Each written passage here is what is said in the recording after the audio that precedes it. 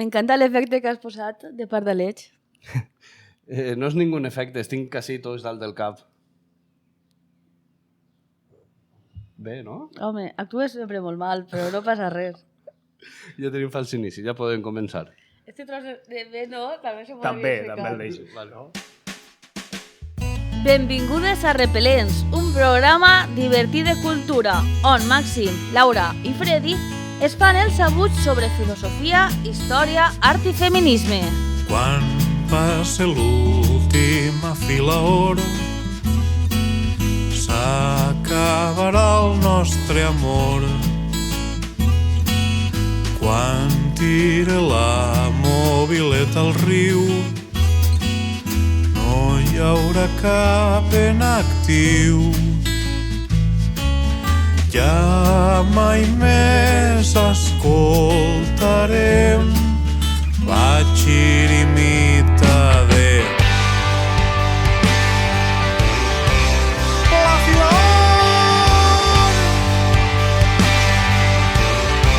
La flor.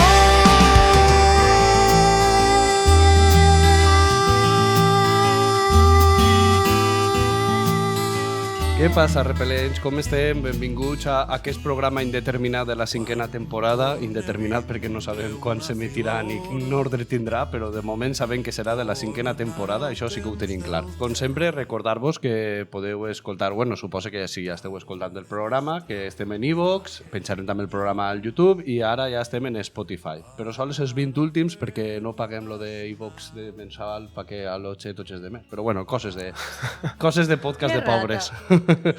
I bé, recordar-vos també que ens podeu seguir en les xarxes socials, que estem en Twitter, com a @repel... Com era? Lench.repel? Lens.repel. No, Lench.repel. En Instagram i també en Facebook, tot i que Facebook s'està abandonant un poc, la veritat. I bé, Freddy, pots començar ja tu.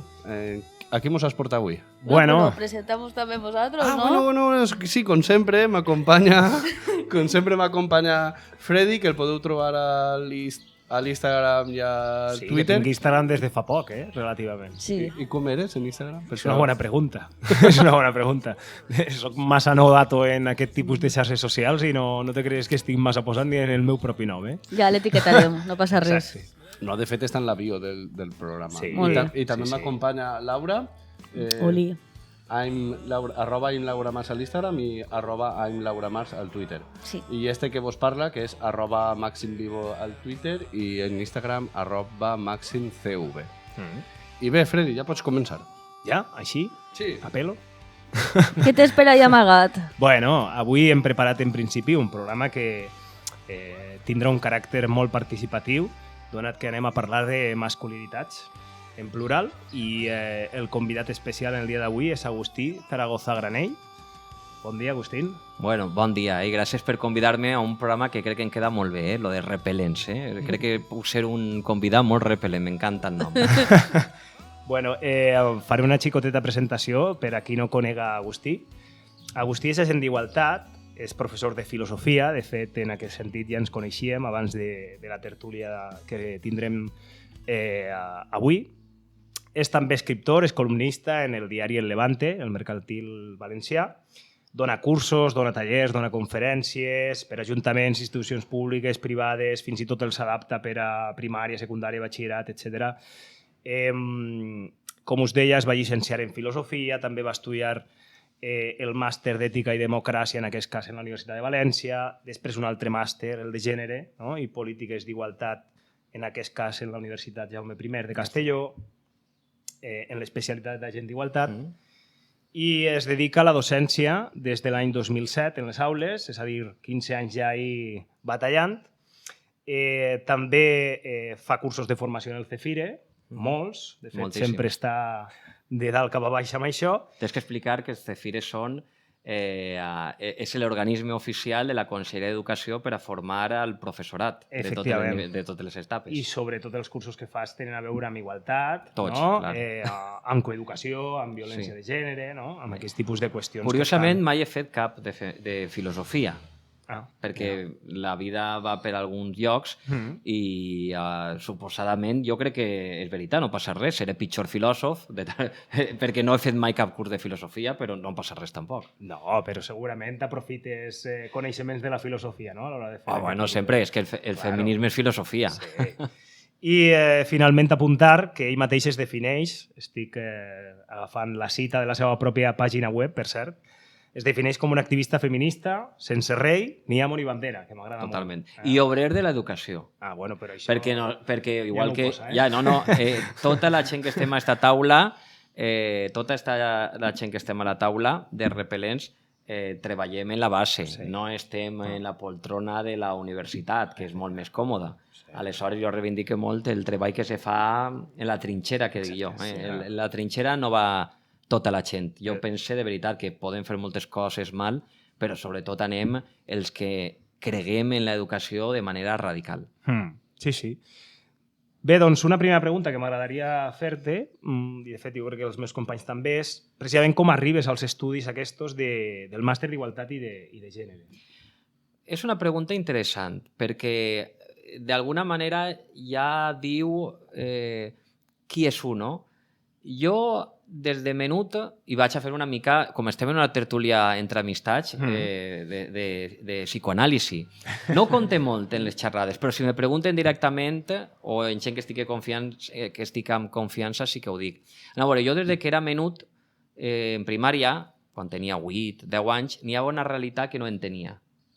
Perquè ma mare era treballadora de casa, com és el cas, tota la vida, treballadora de casa, treballant a casa, vull dir, sense nòmina, depenent, i perquè tenia professores, dones, mestres, en l'aula, no? I jo preguntava en classe, moltes vegades, no? Per què tantes dones treballaven a casa i no amb nòmina? Curiosament, en la meva família totes les dones treballen a casa. Ma mare són 4 germanes, les 4 són treballadores de casa, però mon pare té diversos germans i les dones també treballen a casa. O sigui, és un patró que s'ha repetit i que passa molt en les famílies, no? Aquesta estructura. De tal manera que sempre tenia aquesta curiositat, no? I a mi, que era una persona que m'agradava llegir i m'agradava pensar, per a mi era un poc inclús frustrant el fet de tindre una mare que no em donava un suport, no? A nivell, diríem, acadèmic, em sentia molt sol en aquestes qüestions, no? I admirava molt els meus mestres, però mai m'explicaven per què. Sempre deien la típica resposta de bueno, és que hi ha dones que no han tingut l'oportunitat, que era el cas de la meva família. Ma mare és d'una classe, diríem, més B baixa, que sempre presumeix de que no em passa fam, curiosament, però sempre conta una anècdota, no? Que no berenaven, que les germanes no podien berenar. O sigui, no em passaven fam, però el berenar ja era un luxe. I jo això no ho entenia, no? Eixa realitat de per què tantes dones tenien que estar a casa. I tenia molta curiositat. I ja llegia en l'ESO alguna coseta pel meu compte, no? De tal manera que primer vaig estudiar filosofia, fugint un poc del periodisme, fugint en el sentit de que jo volia ser periodista, però no tenia suficient confiança en mi mateixa. Jo podia veure'm teòricament en una aula, no? Dia, bueno, puc preparar una oposició, però en la premsa per a mi era com treballes en un periòdic, no? Sense conèixer a ningú o a ninguna persona. De tal manera que em vaig ficar a estudiar filosofia, ahir ja vaig descobrir el feminisme, però cal dir que la majoria de facultats de filosofia apenas tenen presència de feminisme en els estudis. De tal manera que allí vaig tindre un parell d'assignatures, les recorde perfectament, epistemologies radicales i corrents actuals feministes, amb la meva paisana de Sueca, Neus Campillo i Borra, i me va agradar. I ja, bueno, lo típic, no? Me vaig posar a treballar uns anys, purament des de la filosofia, però sempre pensant que jo tenia que fer una formació reglada i universitària de feminisme. I així vaig arribar al màster de gènere, pensant que no el gastaria mai professionalment. O sigui, jo era una qüestió meua, no? Un poc d'inquietud. Curiosament, la vida ha fet que van passant els anys i cada vegada soc menys filòsof, en el sentit de que és la pura veritat. Tinc en l'aula una trinxera filosòfica, però fora de l'institut mai m'he sentit valorat filosòficament, que no ho dic com a que ensenc mal, és una realitat i punt, no? O sigui, soc un professor de filosofia, però, curiosament, respecte al tema de la igualtat, és impressionant, perquè no sé per quin motiu, és una feina que ha desbordat, no? O sigui, tot i que estic cada dia en l'aula, treballo molt més com a agent d'igualtat, però molt, molt més que com a docent de filosofia, que sí que estic cada dia, però per a mi, per dir-ho així, concloure, l'aula és la trinxera de cada dia i diríem un poc més rutinària, amb cometes, perquè la paraula rutinària en l'educació és una contradicció, però la igualtat em porta, sempre dic, més satisfaccions, em fa tindre reptes cada curs molt diferents i damunt és un camí en el que estic i que no sé què passarà el dia de demà. Igual d'ací 5 anys fem altres repel·lents i vos dic, pues ara ja no em dedico a la igualtat, ara ja sóc un simple profe per les circumstàncies que siguen. Bé, ha sortit ja la paraula feminisme. Jo crec que, tenint en compte tota la teva formació i els teus coneixements, etc., em sembla que seria una pregunta pertinent fins i tot de com definiries tu el feminisme. O sigui, jo crec que és una de les veus més autoritzades segurament de València o de tot el nostre entorn, no, Agustí, a l'hora de contestar aquesta possible pregunta. Bueno, gràcies pels elogis, però tenint en compte la de gent tan bona que n'hi ha, però jo m'alegra la teua estima i admiració. Anem a veure, la pregunta és oportuna, independentment de que la puga contestar o jo, perquè n'hi ha molt de mites sobre què és feminisme i què no és feminisme, i més encara perquè pense que aclarir-ho d'una manera fàcil i didàctica per a la gent que es pugui escoltar, i més encara per a qui puga tindre alumnat, és importantíssim. Anem a veure, jo el feminisme d'entrada el defineix d'una manera tècnica però també simple, i després diré alguna cosa més. El feminisme és un moviment social, cultural i polític que busca la igualtat, ahí està la clau, igualtat, la frase, la paraula, la igualtat entre homes i dones. Aquesta seria la definició més tècnica que té un rerefons històric, perquè el feminisme té, per dir-ho així, una data aproximada de naixement, no? I és a partir de la il·lustració. Es diu que el feminisme és un fill no desitjat de la il·lustració, perquè els il·lustrats defensaven igualtat i llibertat i fraternitat per a ells, per als pensadors, per als homes, però mai per a les dones. Per tant, és el resultat, el feminisme, diríem, d'un moment històric concret. Però a mi m'agrada dir que el feminisme és un impertinent, és una crítica. O sigui, el feminisme és un anàlisi i una teoria i una perspectiva, el que diuen popularment ulleres violeta. El feminisme és una mirada, una crítica, una perspectiva que lluita per a demostrar que, tot i que moltes vegades pensem que hi ha igualtat, no n'hi ha. Ho diré d'altra manera. El feminisme és una lluita contra les múltiples i constants desigualtats que n'hi ha en tot el planeta, que són distintes moltes vegades segons on vivim i on estem, i que té com a objectiu, i aquest objectiu sempre ho dic un poc com a que me fa una mica de gràcia perquè és un objectiu que crec que no el veurem mai, però bueno, té com a objectiu dinamitar el patriarcat, que és una paraula que hi ha que reivindicar, perquè el patriarcat és simplement les estructures de poder que els homes al llarg de la història de la humanitat hem establert.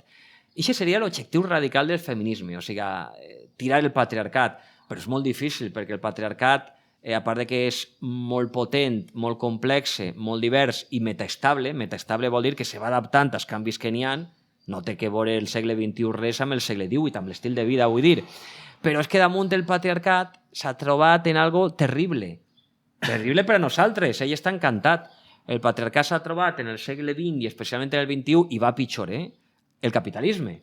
Sí. Perquè en el segle XVIII el patriarcat no era capitalista. I clar, aquesta aliança patriarcat-capitalisme el que ha fet és que cada vegada és més difícil combatre les desigualtats entre homes i dones.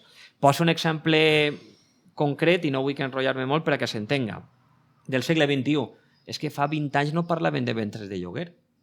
No dic fa un segle, fa 20 anys no existia el ventre de lloguer. O sigui, el ventre de lloguer és que qualsevol que està en esta taula pot, amb diners, capitalisme, amb diners, pagar per a que una dona, vaig subratllant paraules, puga parir un xiquet o xiqueta per a tu. I tu te'n vas a altre país, perquè en el nostre és alegal, o sigui, si no se pot fer, però tu te'n vas a un país com Ucrània, precisament, que és l'úter d'Europa, i allí una dona pobra sempre es compleix eixe requisit. Una dona pobra, una dona vulnerable, te pareix un xiquet a la carta i tot això ho gestiona una agència de viatges. Bueno, una agència de ventre de lloguer, però és que és com de viatges. T'ensenya un catàleg de dones, un catàleg de la ciutat, te busques hotels i tu vas i vens i tens xiquets o xiquetes a la carta. Això és patriarcat i capitalisme. Però qui ens anava a dir fa 20 anys que estaríem parlant d'esta qüestió avui en dia? I el feminisme que ha fet així?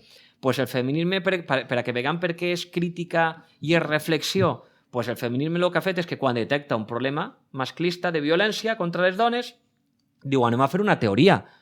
És que per a parlar de ventres de lloguer necessitem reflexionar i necessitem llibres, necessitem entendre com s'ha fet al llarg d'estos últims anys un procés en el que dones vulnerables poden parir per a homes o dones riques o rics i que això siga legal i que inclús se diga legítim.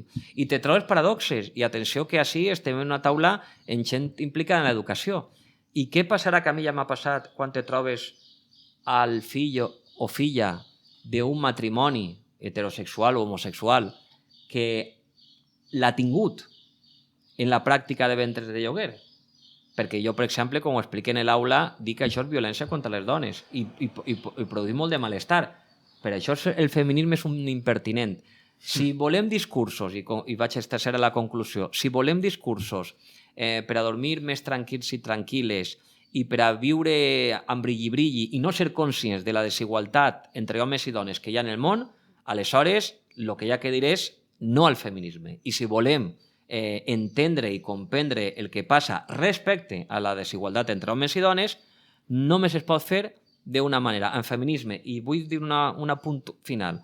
Me trobo en molts instituts alumnes amb la samarreta de Frida Kahlo i no em pareix mal. Bueno, això també és capitalisme, perquè el capitalisme i el patriarcat a vegades el que fan és que comercialitzen en les modes aquestes feministes. I jo les dic a les xiquetes, perquè són xiquetes normalment les que porten la samarreta de Frida Kahlo, tin en compte una cosa, eixa samarreta no te fa mai feminista. El que te fa feminista és treballar, i se queden treballar, dic sí. Treballar no de que vagis a fitxar, no de que sigues docent, treballar de llegir, perquè llegir és treballar, treballar de pensar, perquè pensar és treballar, treballar de reflexionar, de dialogar, de fer una tertúlia, per exemple. No sé si conscient o inconscientment, però este repelents d'avui és un repelents feminista. Pues ja esteu treballant, estem fent activisme. Ja no, això sí que acabi. Que parla també el xic, és que se'n val dir res més. No, perdona, no parle també i dic moltes barbaritats. És que estava mirant a Laura perquè en un parell de moments me pensava que anava a intervenir i per això... És que està, clar, la gent no ho veu, però està donant-me la raó amb els gestos per ventres de lloguers, que podria donar-se el cas, que és un debat polèmic, que ella diguera, pues jo soc feminista i defensa els ventres de lloguer. Aprofite per dir alguna cosa perquè com a més el programa es diu repel·lents, pues, tenim que causar repel·lència. Sí. No anem a quedar bé en la gent que s'escolta, anem a dir el que creguem. Bueno, perdona, així no puc estar el plural, el que jo crec, no us vull implicar. No, és que el tema del ventre de lloguer, ja que ha eixit espontàniament, tenim que dir una cosa molt sèria.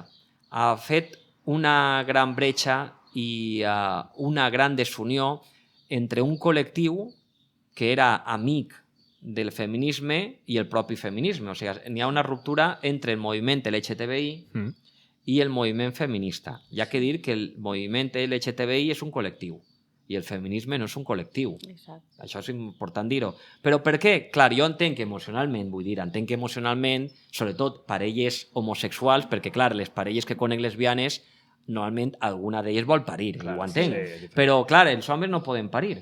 No sé si s'ho ha enterat, però ara després anem a parlar d'això si voleu, però els homes, en contra del que diuen algunes teories actuals, no poden parir.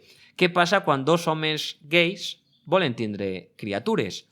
La ciència ens diu que no pot ser, o sigui, no poden parir, i tenim dos alternatives, almenys se m'ocorreixen a mi dos molt de sentit comú, no? L'adopció, magnífica. Ahí se'n volia jo. Claro, l'adopció, magnífica, però clar, la idea de la paternitat i del capitalisme és tan bonic, estic ironitzant, anar a Ucrània, estar en el parc de la cometes, teua criatura, i tindre a eixa criatura des del minut zero i no en 1 o 3 o 5 o 7 anys, perquè desgraciadament a vegades és molt difícil adoptar a criatures molt menudetes, és tan bonic aquest discurs i després tu vas a ta casa i a veure qui te va dir res, perquè que meravella, quin crimen han fet? Han anat a buscar una criatura a un país per a donar-li millor vida. Clar, jo entenc que això ha generat una gran polèmica, però jo en aquesta qüestió estic radicalment en contra del col·lectiu LGTBI, però radicalment en contra. Jo no vull dir res a favor, vale, la veritat, però sí que m'agradaria que reflexionarem un poquet de si realment és fàcil per a una parella homosexual adoptar a un fill, perquè realment no és gens fàcil. Perquè les llistes d'espera són llarguíssimes en València, perquè al final va per comunitats, no pots ni tan sols buscar un fill d'una altra comunitat autònoma i com eres homosexual ho tens prohibit en tots els altres països. Aleshores, igual també, jo crec que més de voler tindre un fill ja i anar a veure com pareix una dona al teu fill, jo crec que també molts homosexuals, perquè sobretot són homes homosexuals, evidentment, se plantegen aquesta opció perquè l'altra la descarten. I hauria que treballar, igual no xutxant-los tant, que també se pot fer, evidentment, ni ensenyarar-los amb el dit, sinó donant unes facilitats que no existeixen per a que puguen accedir a tindre un fill. Jo estic d'acord en els plantejaments que dius, en la majoria. Però sempre n'hi ha en aquestes qüestions problemes més sutils. M'explique. La lluita hauria de ser per a que totes aquestes dificultats que tu has exposat i que són impecables, això no ho puc qüestionar, o sigui, tens tota la raó. La lluita seria que deixen de ser-ho. Perquè, clar, sempre anem al mateix. Fixa que curiós. Així és que està el tema emocional. Jo entenc que el que dius per això, perquè les emocions a mi també me fan entrar en una certa contradicció, no? Ixa crítica tan dura contra el col·lectiu LGTBI.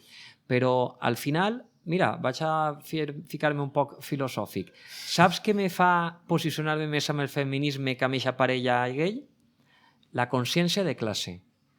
Saps per què? Perquè per a mi la consciència de classe va molt vinculada al feminisme. M'explique.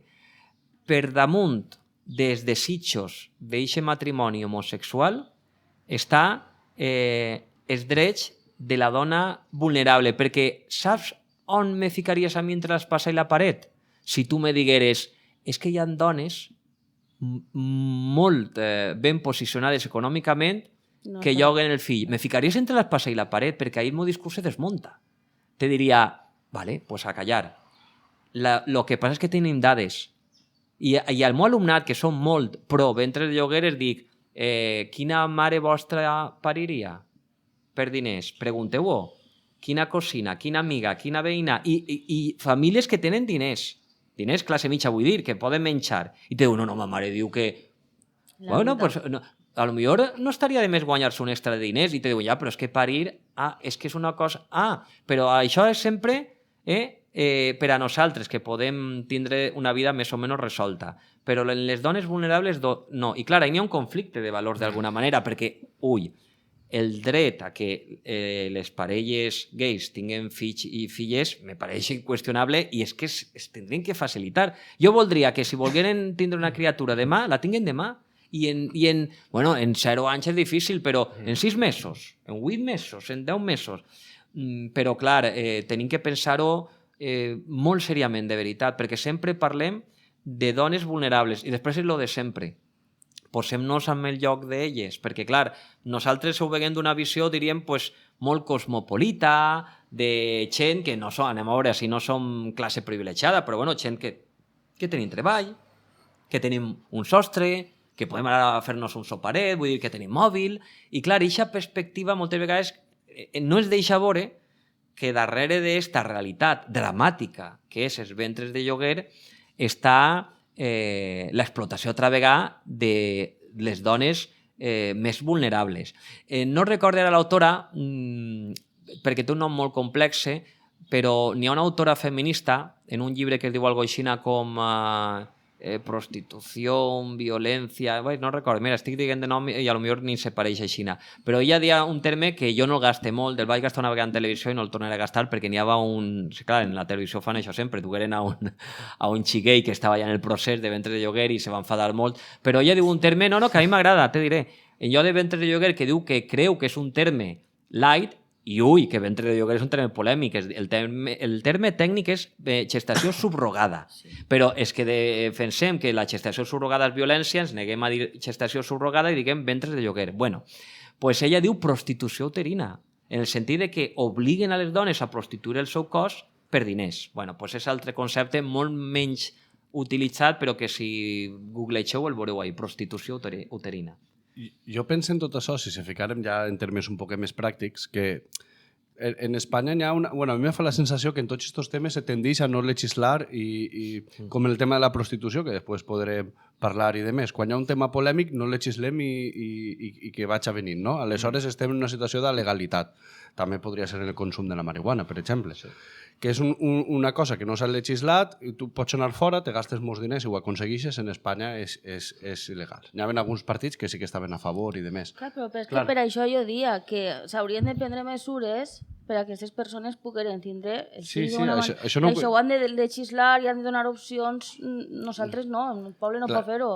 La qüestió que jo dia és que si en un món ideal, en el meu món ideal on apareguera una persona propera de la parella i diguera jo ho faig això de baix perquè vos vull tant que vos dono un fill, no? Dius, bueno, però clar, això és impossible de legislar també, perquè ahí entraria pues, si se dona diners, si no se dona diners, si ho fa per necessitat o ho fa per voluntat, clar, és... També m'entra molt mal en el cap, no?, que una dona diga vaig a estar així putejat tinguent un fill per... O sea, seria, no sé... Home, pues per un germà o per una cosa... Clar, jo penso en una però curiosament no se coneixen casos. Jo sempre dic que algun hi haurà, deu de n'hi haure, però és ínfim, no? No és significatiu. Els casos que de dones altruistament pareixen per a altra persona. Que curiós, ni tan sols altruistament pareixen. Bé, i anem a obrir ara un altre meló, perquè així anem de meló en meló, Agustí, ens explicaries ràpidament què és el sexe i el gènere? Que també ara s'estan obrint una sèrie de debats al voltant de tota aquesta qüestió.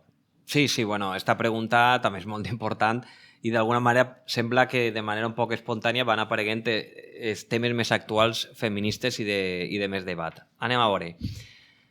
El sexe és algo biològic, ahí no hi ha molt que debatre, no? O sea, el sexe és algo, amb allò que naixem, jo crec que ningú ni ninguna en esta taula ha dit jo volia ser Freddy home, jo volia ser Laura dona, jo volia ser Màxim home, no, això ve donat. O sigui, el sexe ve donat per la natura. Les circumstàncies d'ortega. Exacte. No. I és la biologia. Com hem dit abans, pues el sexe és el que fa que jo pues, no siga una dona i que jo no puga parir o que no puga menstruar. Aleshores, jo sempre dic en les xerrades que sobre el sexe, en principi, almenys fa 300 anys des del feminisme, que mai s'havia fet discursos sobre el sexe. O sigui, el feminisme té clar que el sexe és algo amb el que se naix i punt. El gènere ja és una construcció social, cultural, política, religiosa. O sigui, el gènere és un constructe que diu que quan naixes amb sexe mascle o sexe femella, a tu te corresponen unes coses, una forma de vestir, de pensar, de relacionar-te, de viure, inclús de treballar en una cosa o en altra no. I encara tenim exemples actuals. I no vaig a ficar un que pot ser molt, molt típic. De moment, en el nostre país mai hem tingut una presidenta del govern, per exemple, no? O sigui, com que les dones no es dediquen a la política, els homes sí, o les dones no són bomberes i tal i tal. O sigui, encara hi ha professions masculinitzades i feminitzades. O sigui, el gènere és una construcció. I el feminisme el que vol és que desaparega el gènere, perquè el sexe no pot desaparèixer. Ara bé, en els últims anys n'hi ha algo així com se diu un poc despectivament feminisme postmodern. Quan dic últims anys podem parlar dels 80, no de l'any passat, en el que alguns discursos, especialment universitaris dels Estats Units, diuen que realment tot és una construcció, que no hi ha sexe, que el gènere pot ser fluid o canviar, i ahí estaria un poc els orígens de la filosofia de Foucault, però sobretot de la feminista Judith Butler i també Paul Preciado i Lucas Platero també, que a més és valencià. Este discurs de que tot és construcció, tot és canviable, tot és modificable, és molt perillós. Per què? Per a que s'entenga ràpidament. Perquè el feminisme porta 300 anys llargs dient que tota la violència i discriminació que hi ha contra les dones és per raó de sexe. O sigui, la desigualtat ve per raó de sexe, de que hi ha un destí que fa que naixes mascle o femella. I aleshores el que venen a dir és nàixer sexe o femella és un destí natural que no presenta un problema. El problema l'ha presentat la construcció del gènere, els homes i el món que han construït masculinitzat i patriarcal. Per tant, la natura ens dona una lliçó. Nàixer mascle o femella només presenta algunes diferències, lògicament, biològiques. Els homes no poden parir.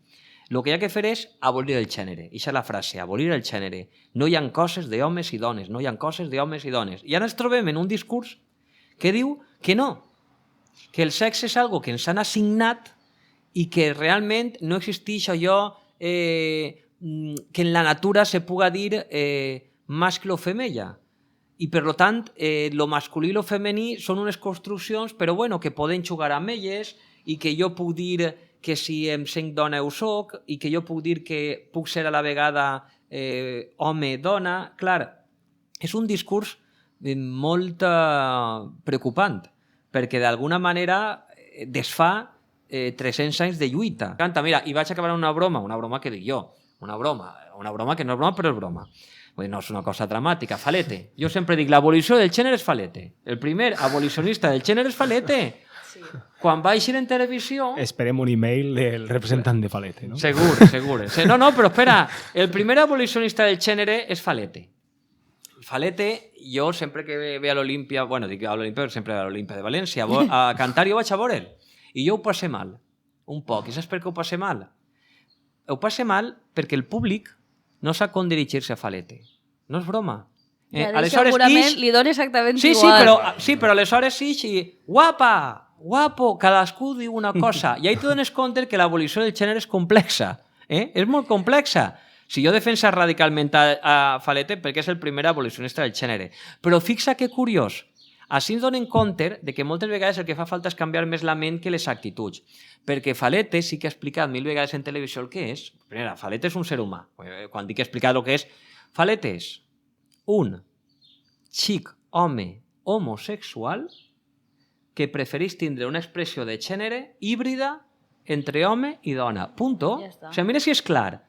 Ell no parla d'ell en femení, perquè ell es considera un tio com qualsevol altre tio heterosexual. O sigui, ell està satisfet del seu pene, de la seva orientació sexual. Ell és un home que sent orgullós del seu cos. Ara bé, com a ser humà i com a artista, la seva expressió de gènere no s'amolda a aquests patrons associats al gènere masculí.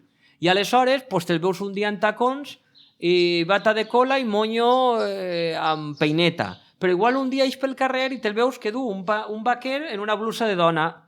Cometes el de dona de dalt. Bueno, és que això és precisament el que diria un gènere fluid, però en canvi la gent no ho entén. Doncs mira, l'evolució del gènere, ja conclusió, dit un poc de broma, seria una representació de ser humà tan normal com per a mi la de Falete. O sigui, un tio que té molt clar les coses.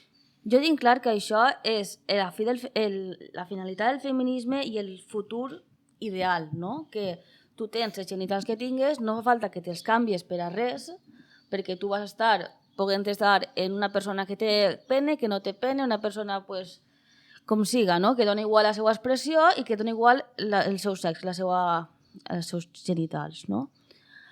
Això seria l'ideal, i tu no tindràs ningú rol associat, ni un coloret, ni un cabell, ni un ofici feminitzat, ni res. Però, clar, el problema o la realitat que tenim avui en dia és que, clar, que continua sent un món on els rols estan molt binaritzats. Hi ha les coses de dones, les coses d'homes, i, clar, continua havent gent transsexual a la que hi haurà que donar-li alguna resposta. I jo me trobo, per exemple, sobretot nosaltres que som profes i trobem a l'aula, gent que vol transicionar o que està en procés i que hi ha gent que li diu aquestes coses que dius tu, que no me pareixen gens malament, de per què vas a transicionar? Si tu pots ser feliç, tindre l'expressió que tu vulguis, si tu ara vols ser xic, doncs ja està, sigues xic, o inclús, clar, arribar a poder canviar-ho, que, això entra també un poquet en conflicte en tot el tema de els 300 anys d'història feminista, perquè si de sobte tu eres un maltractador però dius que eres dona, però clar, tampoc és tan senzill, la gent no diu és dona i en seguida és dona, no és una cosa tan senzilla, la gent quan ho fa realment canvia. Bueno, en fi, que m'estic anant per les parres. Un xiquet que vol canviar i de sobte ser dona, no, de sobte no, això és una cosa que porta molts anys i tu t'ho trobes en un adolescent que diu no, vaig a canviar. Clar, donar-li a aquesta personeta la responsabilitat de desafiar ell o ella el rol de gènere i dir-li no, tu no precises que tingues vagina per a poder actuar com una dona si és el que tu vols. A mi me pareix que no estem en el punt històric encara com per a poder donar-li una responsabilitat tan gran a aquesta personeta que simplement vol encaixar i que pensa que si tinguera una vagina i fer una vida de dona, entre cometes, evidentment, seria feliç. Entonces, clar, hi ha una responsabilitat molt gran que li volem posar a aquestes persones que seria l'ideal en un futur idíl·lic, però clar, tu mires al voltant i, per exemple, a mi me passa i una professora li va dir però per què? Si tu pots vestir-te de xic i ja està, no passa res, el gènere no existeix. I jo dic, hipòcrita, per què? Perquè tu vas en faldeta, vas tota pintaeta i estàs dient a aquesta persona que vol ser xiquet que el gènere no existeix quan tu vas de dona i el costat va d'home i és complicat. Estic d'acord no amb és fàcil. No, estic d'acord, però fixa't. I a més has mencionat la paraula, crec que utopia o idíl·lic. Estic d'acord, però és que el feminisme busca aquesta utopia que és d'alguna manera el punt d'arribada. O sigui, que té clar la meta. Perquè és que és veritat el que has dit, però si el que volem des del feminisme és que hi hagi un món en el que eixe xiquet o xiqueta no es sent com marcià o marciana. I això seria la idea. Però per això tenim que canviar el món. O aleshores, ahí vendria el tema clau. O aleshores canviem els cossos per a que s'adapten al món. És que és tan complicat. Clar. I una cosa que vull recalcar, per el que dius, perquè si no, per a que no se puga malinterpretar, sobretot de cara a mi, que no és un atac el que has fet, però...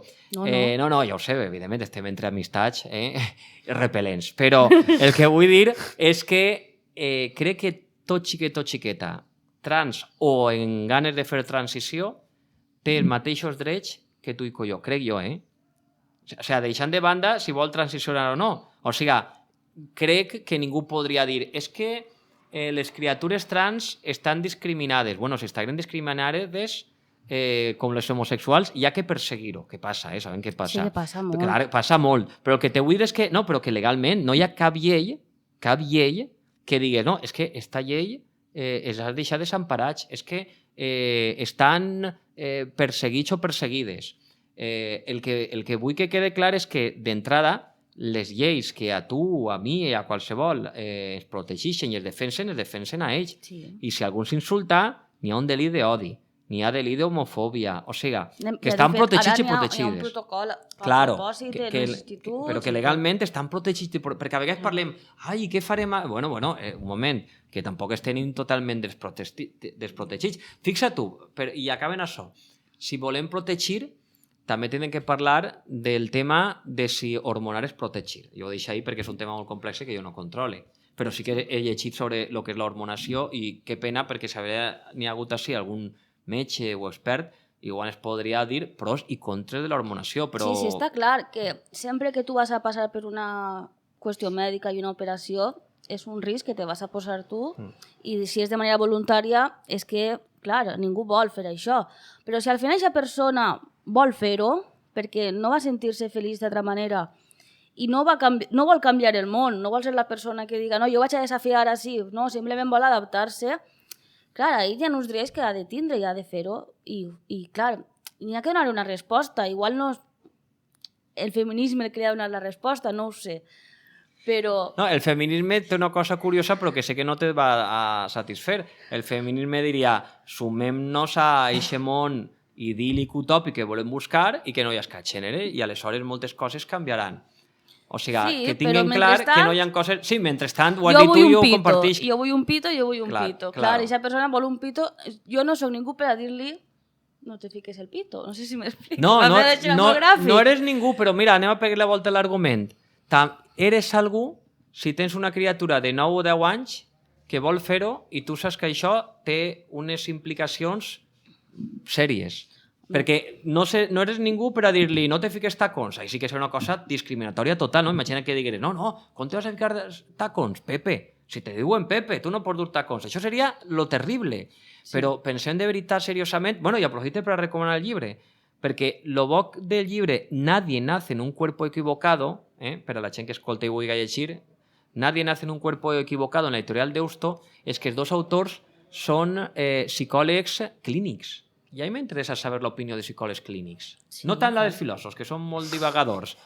Se diu, Nadie nace en un cuerpo equivocado, José Ratti i Marino Pérez. Llibre, per cert, que ha sigut cancel·lat, o sigui, ha prohibit les presentacions en algunes ciutats. I jo crec que això sempre perguem, no? En el pensament, perquè jo crec que hi ha que escoltar sobretot a totes les veus autoritzades. I jo, a dos psicòlegs clínics, són els primers que s'han atrevit a parlar del tema, m'interessa molt el que diuen. Sí, no, sí, a veure, si jo no t'estic dient que no, i seria lo perfecte. Però jo tinc la sensació de que passa moltes voltes amb el feminisme, sobretot en estos pensaments, en la transsexualitat, que clar, de repente el que estem fent és apartar-los de nosaltres. En plan, ara no estaria una persona transsexual així, a gust. Sí, segurament. Clar, és que és un tema complex, però mira, t'ho vaig dir alguna cosa, jo he definit lo del feminisme com impertinent. Sí. És que moltes vegades el voler, per dir-ho així, acollir a tothom, sí, tampoc és el més oportú, no? Com la mare o el pare, pues que la criatura, evidentment, la pot voler molt, li compra un regal i l'altre dia li pega una bronca o el tanca a l'habitació una horeta per a que recapacite. És que cura, perquè el voler empatitzar excessivament ens pot portar a una situació més bé dramàtica. Sí. I jo insistisc que el tema de l'hormonació no me pareix a mi qualsevol cosa. Si jo tinguera un xiquet o xiqueta trans, ojalà el món que tinguera el respetara, es vestisca com es vestisca, pense o actue, abans que s'hormonara. Jo preferiria que canviara el món, sí, abans que canviara el meu xiquet o xiqueta. Sí, però jo el que defense, no que vaig molt en contra del que dius, sinó que, per exemple, hi hauria una persona així trans i en compte de dir-li és que el que has fet està mal, va en contra del feminisme. Bueno, sí, però jo no diria que està mal, Va en contra del feminisme i hauries simplement acceptar els teus genitals i després a partir d'ahir tindre tu l'expressió que vulguis, dir-li, vale, entenem que la transició que has fet és perquè tenim una pressió social que ens ve imposada i que no és culpa teua i que tant de bo en un futur altra persona com tu no tinguera que haver patit tota aquesta pressió, tota aquesta hormonació i tot aquest canvi de gènere, però des del respecte i des de dir eres simplement un fruit d'esta època que te toca viure. Sí, sí. Però una cosa molt important. Jo no negaria mai la transició. O sigui, la transició jo no la prohibiria. La transició a partir de certa edat. De fet, fixa tu que... Hi ha molta informació, hi ha molt de treball psicològic per a que la persona estigui preparada. S'ha lluitat per a que no facin informes psicològics i jo crec que tampoc és res tan greu fer informes psicològics per a saber si la persona davant la que estem, no sé si està loca o no, faltaria més, si n'hi ha maduresa. Però clar, jo intuïtivament crec que una criatura amb 8, 10, 12 anys i així estem tot a l'aula. I necessita un acompanyament psicològic. I seguretat. A veure, te fico altre exemple més senzill per a rebaixar el nivell, perquè és un tema molt tens i és incòmode. A mi no m'agrada molt parlar-lo, però és que hi sempre. El tema de la sexualitat. Jo me trobo molt alumnat, jo no sé si Fred en valors ètics li passa, en primer de l'ESO, traumatitzat per l'orientació sexual. Els bisexuals ho passen fatal. I els homosexuals també. Els bisexuals ho passen mal perquè volen ser heteros. O sigui, volen estar en la norma. Sí. Aleshores diuen, que horror, mira que si sóc un gay, mira, això me passa en l'aula. Això passa avui en dia I jo sempre dic en primer de l'ESO i fins i tot en primer de batxillerat, tu en primer de l'ESO tu no pots saber lo que eres. La sexualitat és algo que se va fent i damunt en primer de l'ESO, per favor, que tens 12 anys, 11 anys. I jo sempre dic, escolta't, mira't a tu mateixa, observa't en el sentit de què m'excita, què no m'excita. M'agrada més fantasejar en homes, en dones o amb dos per igual. Tu observa't, però no un dia. A poc, i vas observant i si tu conclous que no, és que jo tots els dies pense sexualment amb els homes. Bueno, pues si tots els dies penses sexualment amb els homes, me dona a mi que vas a ser homosexual.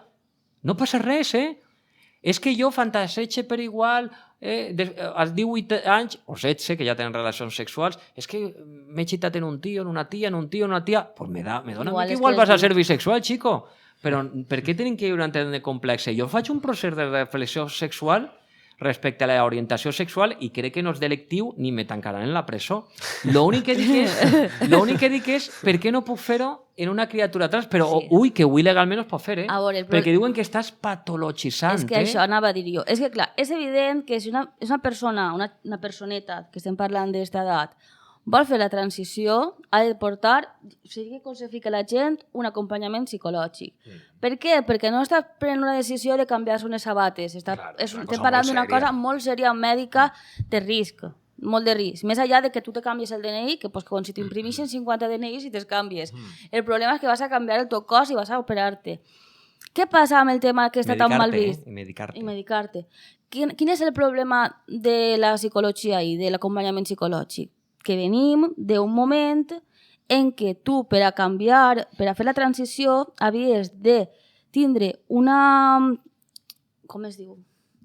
Què te dona el metge? Un diagnòstic del psicòleg com a que tenies disfòria de gènere. Tenies una enfermetat. Sí, no, això no. I clar, la resposta a això ha sigut pues no, llevem als psicòlegs. I jo crec que això ha hagut una resposta radical, perquè l'acompanyament psicològic és que, clar, això és un tabú total en la nostra societat, però és que l'acompanyament psicològic en aquesta edat, per a un pas així, és importantíssim.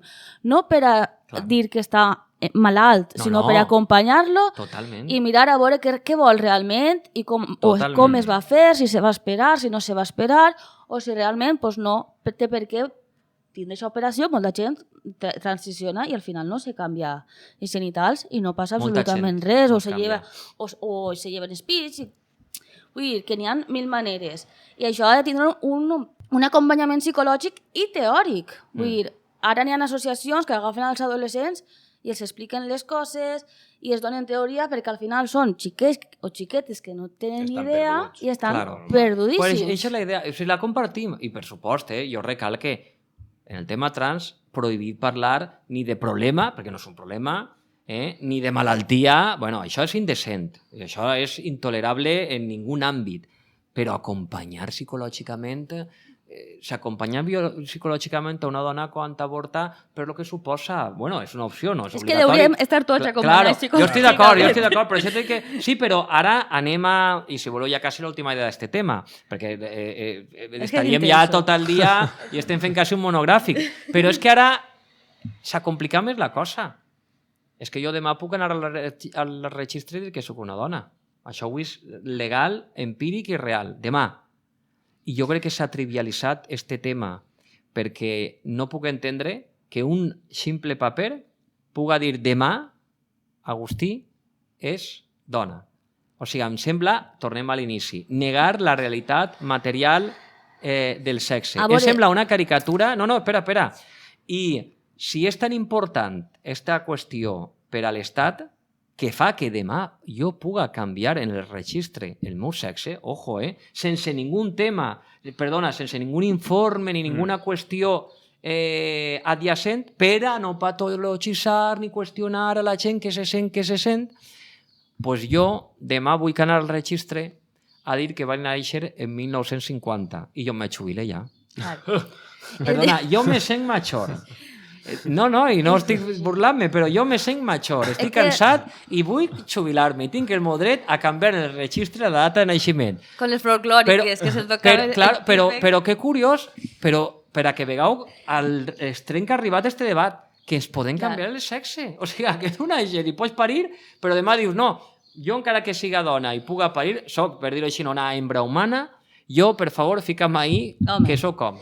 Clar, és que estem en el mateix que dia. En un futur on no n'hi ha patriarcat, te dona exactament igual anar al registre i jo fique... No aniries al hombre, mujer o flor. No aniries al registre. Però clar, ara tu per ser home o per ser dona, per anar al registre, de repent, o tens els privilegis de l'home o de repent eres una dona que pot entrar en tots els privilegis, entre cometes, que ha pogut aconseguir el feminisme o totes les discriminacions positives o espais segurs que ha pogut aconseguir el feminisme simplement per anar a posar-te ahí que eres dona.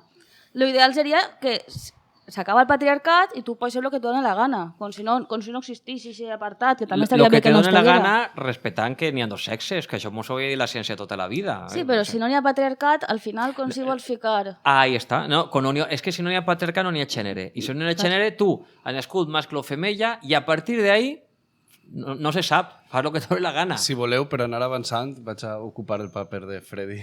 Ah, És que Freddy està vivint com una partida de ping-pong els bueno, dos. perquè m'interessa molt. Soc I una és persona filòsof, està pensant molt, perquè, claro, és un tema complex. No, el que estem parlant del tema de la construcció social, de los gèneres i tal, jo crec que se podria relacionar molt en el tema de, bueno, noves masculinitats o masculinitats alternatives, és a dir, igualitàries, el que podríem englobar dins de com ser home, o sea, com educar els xiquets o com Homes educar els feministes. homes perquè siguin feministes, no? I això penso que sí que està molt relacionat en el tema de rols de gènere, de lo que estàvem dient, Totalment. un xiquet que vol anar en falda a classe. Pues, clar, Però és que al això final està mal vist. això és el de menys, no és la falda, és que l'eduques per a ser violent, Ahí està. l'eduques per a ser competitiu. Bueno, jo havia fet un empalment, un tema, un Sí, altre perfecte, exacte. Sí, sense no, jo letges. te l'he rematat. A més, ha juntat diverses preguntes del guió, o sigui, ha sigut Allà. espectacular.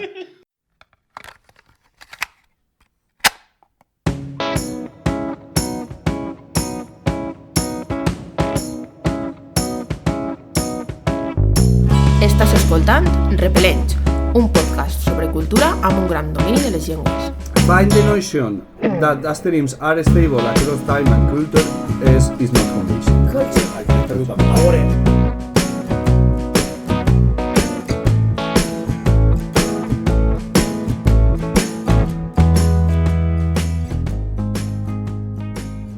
I això, si ens podries comentar un poc Sí. sobre... primer, com li diguem, masculinitat... Igualitàries, bueno, no vull jo pontificar. Se dia antigament, quan dic, fa 10 anys, noves masculinitats, i és curiós, a vegades els conceptes calen. Tot el món parlava de noves masculinitats. Però planteja un problema. Primera, noves masculinitats ens trobaven que alguns homes entenien que la nova forma de ser home era depilar-se, per exemple, no? Oh, El metrosexual. Claro, això, el metrosexual. Jo sóc un home, però nou. Jo no sóc de la garrota, ni duc dents d'or. Jo Me me poso depile, crema i no és sobrassada, me poso crema, no? però després seguix sent violent, seguix sent competitiu, el que deia ella, no? Aleshores se va llevar el ròtol nou, però és veritat que n'hi ha molt escrit inclús sobre noves masculinitats. Jo el vaig gastar fa anys i me dono compte de la reflexió, que és molt potent. No, noves no. I després una cosa molt important, quan diguem noves, te poden dir, però anem a veure, Agustí, s'acaba de dir que vols obrir el gènere, per què vols altra nova masculinitat? Aleshores, es parla de masculinitats igualitàries en l'objectiu de que no haurien ni haver masculinitats per a dir que en aquest procés cap a l'abolició del gènere volem construir una identitat masculina lliure de violència. Això seria un poc l'essència. Bueno, lliure de violència, que siga corresponsable en l'àmbit familiar, empàtica, que no consumisca pornografia, que no pague per sexe, violència sexual, prostitució, que no siga homòfoba. O sigui, la masculinitat hauria de ser igualitària. O sigui, una masculinitat en la que ella, l'home, lo masculí, està per damunt de tot el que és la dona i lo femení. Aleshores, ara sí que se gasta molt el terme masculinitats igualitàries, i les masculinitats igualitàries és un poc com el resultat del feminisme. Les dones han treballat molt el que ha suposat la discriminació de la dona. Però, claro, una discriminació implica que algú discrimina. Qui discrimina? L'home. Pues anem a parlar de masculinitats per a parlar de les coses que fem els homes. Ja està, sí, així no podeu continuar aquest tema o preguntar. Sí, jo volia fer una pregunta en relació a això també, perquè tinc entès que una de les teves xerrades precisament porta el nom de El problema de ser home. Sí. Per què diries que és un problema a dia d'avui ser home? Si és que es pot fer aquesta interpretació, a Sí, partir sí, del sí. títol. Primera matisse, perquè quan vaig als instituts i veuen la xerrada del problema de ser home, el primer que me diuen és pues canvia de sexe, me diuen. Jo el primer que dic és advertix que al personal que he nascut home que no ho heu vist, però que tinc pene, i que estic molt satisfet d'ell, no per unes qüestions lo del falòmetre de tamany, sinó que estic molt satisfet. Vull dir que sóc home i estic encantat, que no me vull llevar el pene ni vull ficar pix. Jo estic content de ser home. Això, i així allà diuen, bueno, pues este diu que ser home és un problema, però vol ser home i està content de ser home. Quin és el problema de ser home? El problema de ser home és precisament que qui ha exercit la desigualtat, la violència, la discriminació, som els homes. I que això ens interpel·la, ens obliga a pensar però quina classe d'home volen ser? Aleshores, jo el que dic és no pot ser que per néixer amb pene, per dir-ho així, els homes siguem construïts d'una manera que fem un món totalment injust, competitiu, desigualitari i amb molts privilegis. Perquè, sobretot, el problema de ser home, per a enllaçar-ho en la pregunta, el problema de ser home és que els homes tenim molts privilegis i no volem renunciar a aquests privilegis. El problema de ser home és que tenim la tarta i la repartim, però la repartim a la nostra manera. O sigui, vaig a dir-ho d'una manera justa, crec. Jo no dic que els homes vulguem tota la tarta, perquè si els homes volgueren tota la tarta, pues, tindríem, bueno, en alguns països passa algo quasi paregut, però tindrien quasi les dones ahí amb cadenes i no les trauríem, vamos, ni de la cova, no? De la caverna platònica. Però no, sí, les volem. Volem tindre-les, avui en dia les volem tindre en política, tal, però la tarta sempre som nosaltres qui la repartim.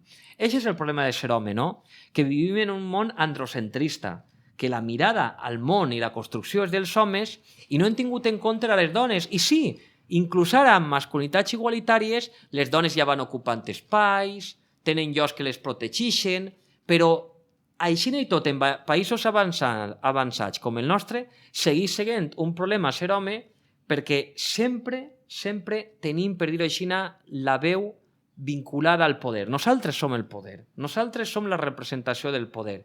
Fem lleis per a protegir-les, sí. Les tenim en els instituts. Ja no n'hi ha educació segregada, pràcticament apenas existeix, exceptuant alguns col·legis privats. Però això no és igualtat. Això és avançar. La igualtat i el feminisme és algo molt més radical. Clar. Vaig a ficar un exemple per a concloure que crec que és molt oportú. Funcionaris i funcionàries. O sigui, treballadors i treballadores en igualtat de condicions. Jo no puc parlar de l'home o la dona que treballa en una cafeteria, que és autònom o autònoma, perquè és altra realitat. Però anem a parlar de funcionaris i funcionàries.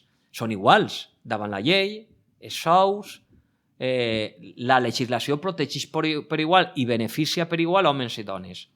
És que va eixir la setmana passada en el meu diari en Levante. El 96% de funcionàries dones demanen reducció de jornada quan tenen fills i filles fins als 12 anys. El 96%. I jo me pregunte, si els homes funcionaris no demanen una reducció de jornada per a cuidar a fills o filles, el missatge és en igualtat de condicions i en situació de privilegi de funcionari i funcionària, les dones renuncien al treball per a cuidar. Què passarà aleshores en la cafeteria? Què passarà aleshores en el poblet tal en la que n'hi ha 35 habitants i les dones apenas ixen d'allí si no es porta l'home en el cotxe? Clar, si en situacions d'igualtat radical com funcionariat veiem això, a mi em demostra que ser home segueix sent un problema. El que passa, per a concloure, és que fa falta una mirada feminista, una perspectiva de gènere o d'una perspectiva feminista millor, perquè si no, no ho veiem. Clar, lo típic que me diuen a mi, però si ja n'hi ha totalment igualtat, això és una idea molt equivocada. Primer, en alguns països, a les dones encara les maten per ser dones, per anar soles al carrer, vull dir, així les maten, però és altra qüestió. Però és que tu vas a la realitat material del dia a dia i les desigualtats contra les dones estan en tots els llocs.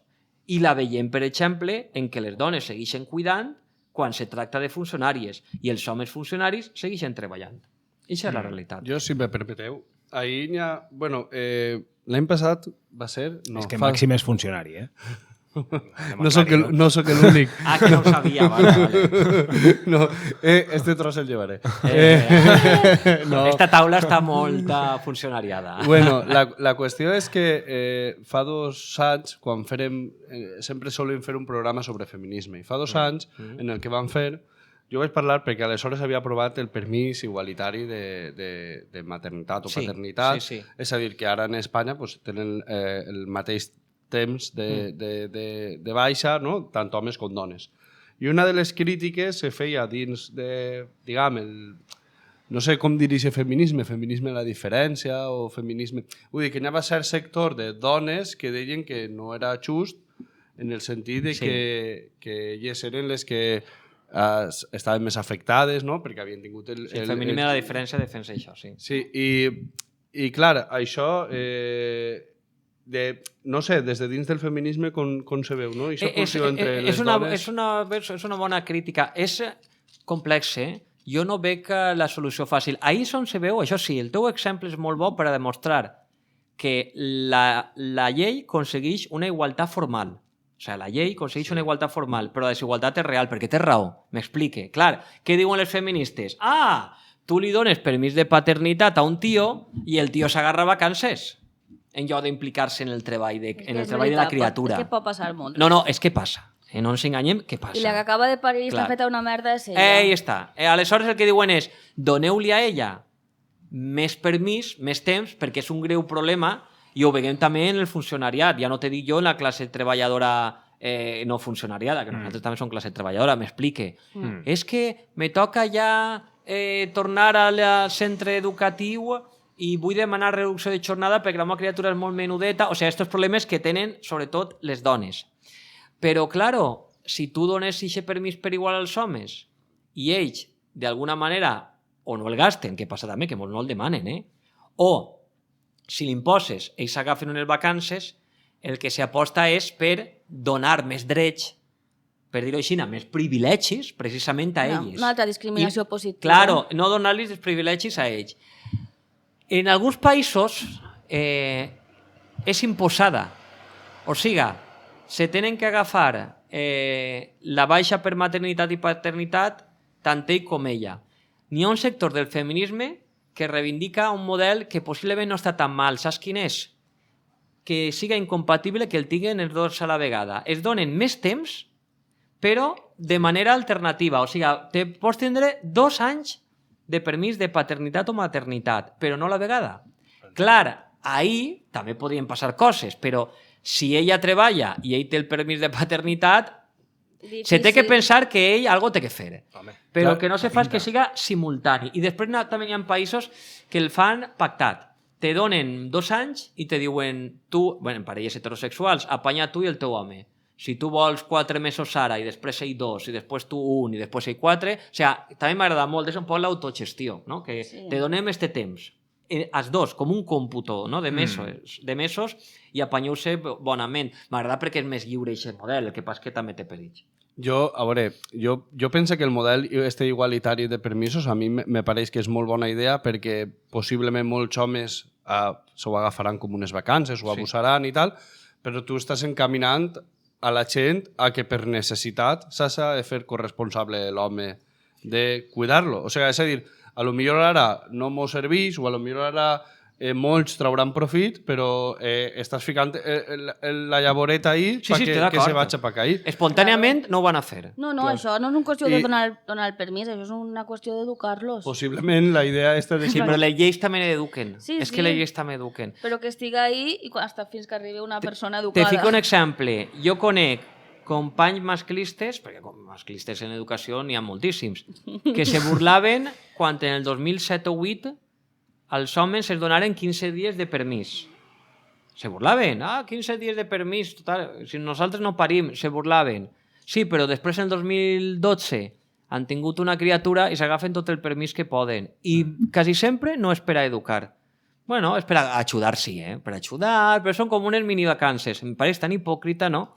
Perquè, clar, tu no creus en això, però quan la llei ja t'ho facilita, doncs ho fas teu. És molt curiós, no? Però per lo d'introduir la perspectiva feminista, qui no té mai aquests debats, ni aquests conflictes, ni aquests problemes? La dona. Sobretot si pareix, si no s'ha adoptada la criatura, perquè si la dona pareix, ella sí que té que necessàriament agarrar, per dir-ho així, una baixa maternitat. I ben llarga que se fa. Ella sí que ho sap. Pues això és precisament el tema dels masculinitats, que els homes puguen seure... Claro, el tema dels masculinitats és poder seure i dir, Màxim, Freddy, s'ha donat compte que inclús en el tema maternitat-paternitat la dona sempre té més dificultats i que és més fàcil discriminar-la, per no apel·lar al tòpic que m'avorreix ja, però que és un tema seriós, però me cansa ja perquè és molt vell. El tema de, en l'empresa privada, vas a tindre fills? O ves en una entrevista de treball embarassada de 5 mesos i m'ho contes? És un tema molt... Jo pense que esta llei, una de les grans coses bones que té, i pense que és un gran acert, és el tema del treball. Perquè ara, igual contracte un home i s'agarra 4 mesos igualment. Per això és fonamental. No, totalment. És que era necessari. Totalment. És que és aixina. Igual la idea esta que has dit tu... Ho tenen més difícil ara per a contractar. Clar, la idea que has dit tu de que no... O sigui, ara la llei, si no recorde mal, són 6 setmanes. Cada un s'agafa les 6 setmanes i després ja tens durant un any fins a agafar-te 4 mesos durant l'any i pot ser no ser consecutiu ni res. Clar, igual sí que seria molt bona idea dir, bueno, teniu 6 setmanes i s'ha de reincorporar obligatòriament uno mentre li dura el permís a l'altre i quan se li acaba el permís l'altre torna. És a dir, ahí sí que, òbviament, estàs obligant molt més a l'home a implicar-se. Sí. Però tot i així jo trobo certa tendència en dones que jo conec i que parle i de més que han tingut un fill, s'han agafat la baixa, l'home inclús s'implica molt en el cuidat, sempre s'implica més, o sigui, s'implica molt, la veritat, és una persona que dius, joder, està implicant-se molt en el cuidar del fill, se preocupa molt, tal i qual, i la dona diu, no, però jo m'haig d'agarrar una excedència d'un any, perquè jo vull disfrutar de la meva maternitat. És una altra història. No, és una altra història, però sempre... És més habitual en la dona. Estructuralment és la dona la que diu... En l'home no t'ho imagines. M'ho puc permetre un any sense treballar i me vaig a agafar l'any sense treballar. L'home no és el que diu se poden permetre un any sense el meu sou, no me la... I això són les masculinitats. Això és un tema de masculinitats. O sigui, el poder seure i dir aquestes coses, de dir, te dones compte que jo ahir vaig anar a València en tren i vaig fer una fotografia, sense que donar compte, a un xiquet que tindria 25 anys i que anava tot el trajecte en un xiquet que tindria 4, tot abraçat amunt d'ell. Em va sorprendre tant i jo feia la meva autoreflexió, dic, Agustí, pues no hauria sorprendre't, però és que avui sorprèn, no? Em sorprengué que era pare molt jove, estic segur que tenia 25-26 anys, dic, este xiquet, perquè era un xiquet per a mi, haurà segur pares 20 anys, però l'amor en el que tenia abraçat, en el tren de les 7 del matí, em va sorprendre tant, que li vaig fer una foto perquè volia pixelar-ho i posar-ho en les xarxes, com a xicoteta lliçó de masculinitats, és dir, mireu, les masculinitats igualitàries és que quan tu vas en un tren i veus a un xiquet abraçat en son pare, sense presència femenina, anaven sols, tu dius, ai, quina imatge més tendra. Però jo això ho veig cada dia en les dones i ho veus com algo tan natural que no ho veus tendre, perquè quasi diries que és lo normal. I vaig fer la foto perquè vull penjar-ho en les xarxes i fer esta xicoteta reflexió. Molt bé, això. Agustí, i com treballes precisament les masculinitats a l'aula? El primer que faig és intentar demostrar en evidències concretes, empíriques, que puguen entendre que ser home és un problema. Jo fico exemples de lo que jo he viscut en l'aula o en la meva vida quotidiana, però n'hi ha un que me va molt bé sempre. Els centres de menors, sabeu que són mixtes pràcticament sempre. Els centres de menors al nostre país són mixtes, no són com les presons, sí que són d'homes i dones. Jo tinc la gran sort de que vaig a centres de menors. Més m'agradaria anar a centres de menors, perquè centres de menors no són com el sistema educatiu. De fet, normalment els centres de menors no poden pagar, però no passa res, se va sense pagar, activisme pur i ja està, sense cobrar, vull dir, però perquè jo sempre defense l'activisme amb nòmina. L'activisme sense nòmina també és importantíssim i no sé si saps que t'estimem molt, però te tenim preparat un cafè i poc més. No, ja ho sabia, ja sabia jo que avui no cobrava, però no passa res, un cafè està molt bé, un cafè està molt bé. Aleshores, este activisme sense nòmina que dic jo, és molt important perquè arribes precisament a qui més ho necessita, no? Perquè en centres educatius se fan 1000 xerrades, que vaig jo, no serveix de res, vull dir, i pot estar Pepito, que dona valencià, i fer-ho millor que jo. O sigui, en els centres educatius que vaig jo no té sentit. En el centre de menors sí, perquè no n'hi ha apenes programació de gent de fora. O sigui, no estan tan habituats a aquestes qüestions. Però jo sempre dic a l'alumnat, és que a tots els centres de menors que vaig me trobo com a molt a una o dos xiques. Te'n vas a Picassent, 42 tios i 2 xiques. I dic, això per què és? I me'n vaig a altra xifra. N'hi ha estudis de companyies de seguros, que com volen estalviar peles, les companyies de seguros fan estudis i te diuen els homes tenen un alt índex de mortalitat conduint per conducció temerària, que aquesta clàusula és important, perquè també te podrien dir, perquè condueixen més homes, i pot ser veritat, que si hi ha més homes conduint, és lògic que muiguen a la carretera més, però per conducció temerària, i quan dic conducció temerària, s'ho recalque a l'alumnat, anar drogat, anar begut o beguda. Excés de velocitat. Excés de velocitat, però lo bèstia. Jo fico exemples concrets. O anar adelantant els cotxes. Que Carreres de cotxes, carreres de cotxes. Es fique aquests exemples. I el primer que faig és recalcar que els homes generem violència, competitivitat i problemes en la societat. I que si no acceptem aquesta premissa, jo me'n tinc que anar del centre educatiu. O sigui, el primer que tinc que fer és dir, ho pregunte d'esta manera tan radical, quan fique diversos exemples d'estos, dic, este és el món de merda que volem? Ara encara no ho ha pogut fer. Quin exemple ficar en setembre? Lo de les punxades a les xiques en les discoteques. Clar, jo intento ficar exemples reals. Sí, però estic cansat de dir-ho. Jo vull un testimoni d'un xic al que li pega la punxada. De moment no n'hi ha. L'altre dia vaig parlar amb la subdirectora de Levante, Isabel Olmo. Sabeu què em va dir? Vaig ir en portada una xica a donar la cara que l'havien punxat en Levante. No farà ni 7 dies d'això. I sabeu què me va dir? Han cridat per telèfon a la redacció moltes xiques. El que passa que no volen contar-ho per por, però han cridat moltes. Aleshores, jo vaig i els dic als xics, això és ser home. Si això no és un problema, i vos ho dic clar, si ser home és tot això que estem fent, ahí fica el plural, perquè jo també estic fent-ho en el sentit de, jo ho dic, perquè quan diuen estem, me diuen que tu punxes, no, quan dic estem és que jo soc home. I jo me veig representat ahí, perquè jo pertenc a un sexe en el que som companys. Som homes, som sers humans tots i totes, però jo sóc home. I com a home, jo no vull que els homes com jo o els que vinguen darrere com el meu nebot que té 6 anys, siguen aixina. I vinc així a l'institut a dir què anem a fer nosaltres, perquè elles no tenen res que dir. Lo interessant del tema masculinitats és que, en principi, entre cometes, elles no tenen res que dir, sí que tenen que dir, perquè quan jo dic les dones tenen por a anar soles per la nit pel carrer, els alumnes diuen perquè són unes exagerades, perquè són unes poreguites, aleshores elles alcen la mà i validen la meva teoria, perquè jo això no ho puc contar, i te diuen les coses que les ha passat per la nit. Sí. M'han dit, m'han assetjat, s'han burlat, m'han xiulat. Això és el problema de ser home. Per tant, per a concloure, Freddy, sobretot el que hi ha que fer per a treballar la masculinitat, siga que siga, per si n'hi ha gent que està a les aules escoltant-nos, el primer que hi ha que fer és que l'alumnat home siga conscient, perquè és que no ho són. També te dic alguna cosa, si tenen 12 i 14 anys, jo es perdone, pobres, són criatures. Sí. Però jo vaig allí, jo sempre dic, jo vaig allí a donar un bany de realitat. Quan ja me molesta és quan tu estàs ahí donant-ho tot en passió per a demostrar objectivament realitats i no les veuen. O com quan dic, per què no hi ha homes en les rotones i en els polígonos? Sí, homes, per a que les dones pareu en cotxe i digueu, este m'agrada, este no m'agrada. Tu quan cobres? Per què les dones no poden fer això? Parar en les rotones o en els polígonos? I torna a dir el mateix, perquè som els homes els que parem en els polígonos, en les rotones. Jo vull que veguen les manades. Jo vull que es veguen que ser home és un problema indiscutible. I si no veuen això, aleshores ja no val la pena treballar res més de les masculinitats. Però funciona bé, perquè jo m'he trobat parlar de feminisme en l'aula i també depèn d'instituts i grups, evidentment. Però molta hostilitat i dones inclús, i traurem exemples, sí, així uno del poble una dona tirar el seu home a la sèquia, però això passa sempre. Realment, aquesta anècdota te'n recordes perquè és el més significatiu, però mira els percentatges reals.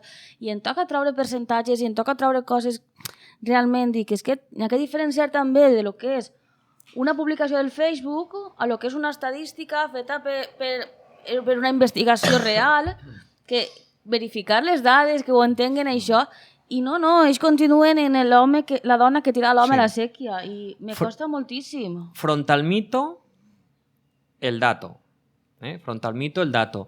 A veure, costa tot el món. Jo t'entenc que és molt complicat perquè les xarxes socials són molt patriarcals i violentes i masclistes i contaminen molt. Però si tu me dius funciona algo. Algú, clar que ho dic. Bueno, però estic cansat de dir-ho. N'hi ha que fer-ho. Ahí està, entre fer i no fer tenim que intentar-ho, perquè també m'ha passat que n'hi ha gent que m'ha dit, Agustí, quan jo t'ho vaig escoltar la primera vegada vaig dir, este és un loco, un friki, les paraules que gasten ells, i potser als 3 anys ho han entès.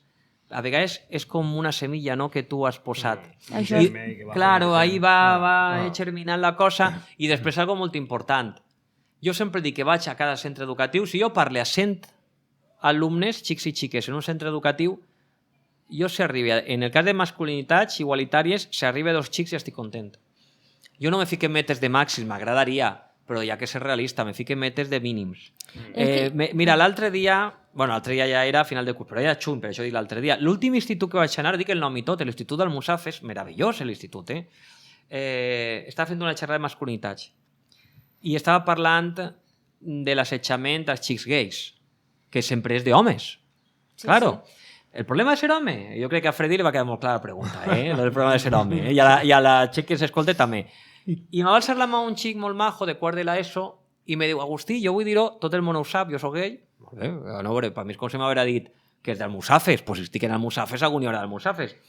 I jo estic molt a gust en l'institut perquè per a mi és un institut molt agradable, però sí que és veritat que pràcticament la majoria de xics m'han dit quasi tots els dies maricó com a insult. N'hi ha uns poquets que no. Però m'ho diuen naturalitat i jo li vaig dir, el que tu dius és terrible. Encara que ho dius en tota la bondat i era un tio fantàstic. Dic, perquè mira, primera, estàs donant per fet que se pot estar a gust en un institut ple d'homofòbia de xics i companys. Sí. Però després algo pitjor. Tu ho vius bé i jo dic, m'encanta. A mi veure't feliç ja me fa feliç, sense que te conega.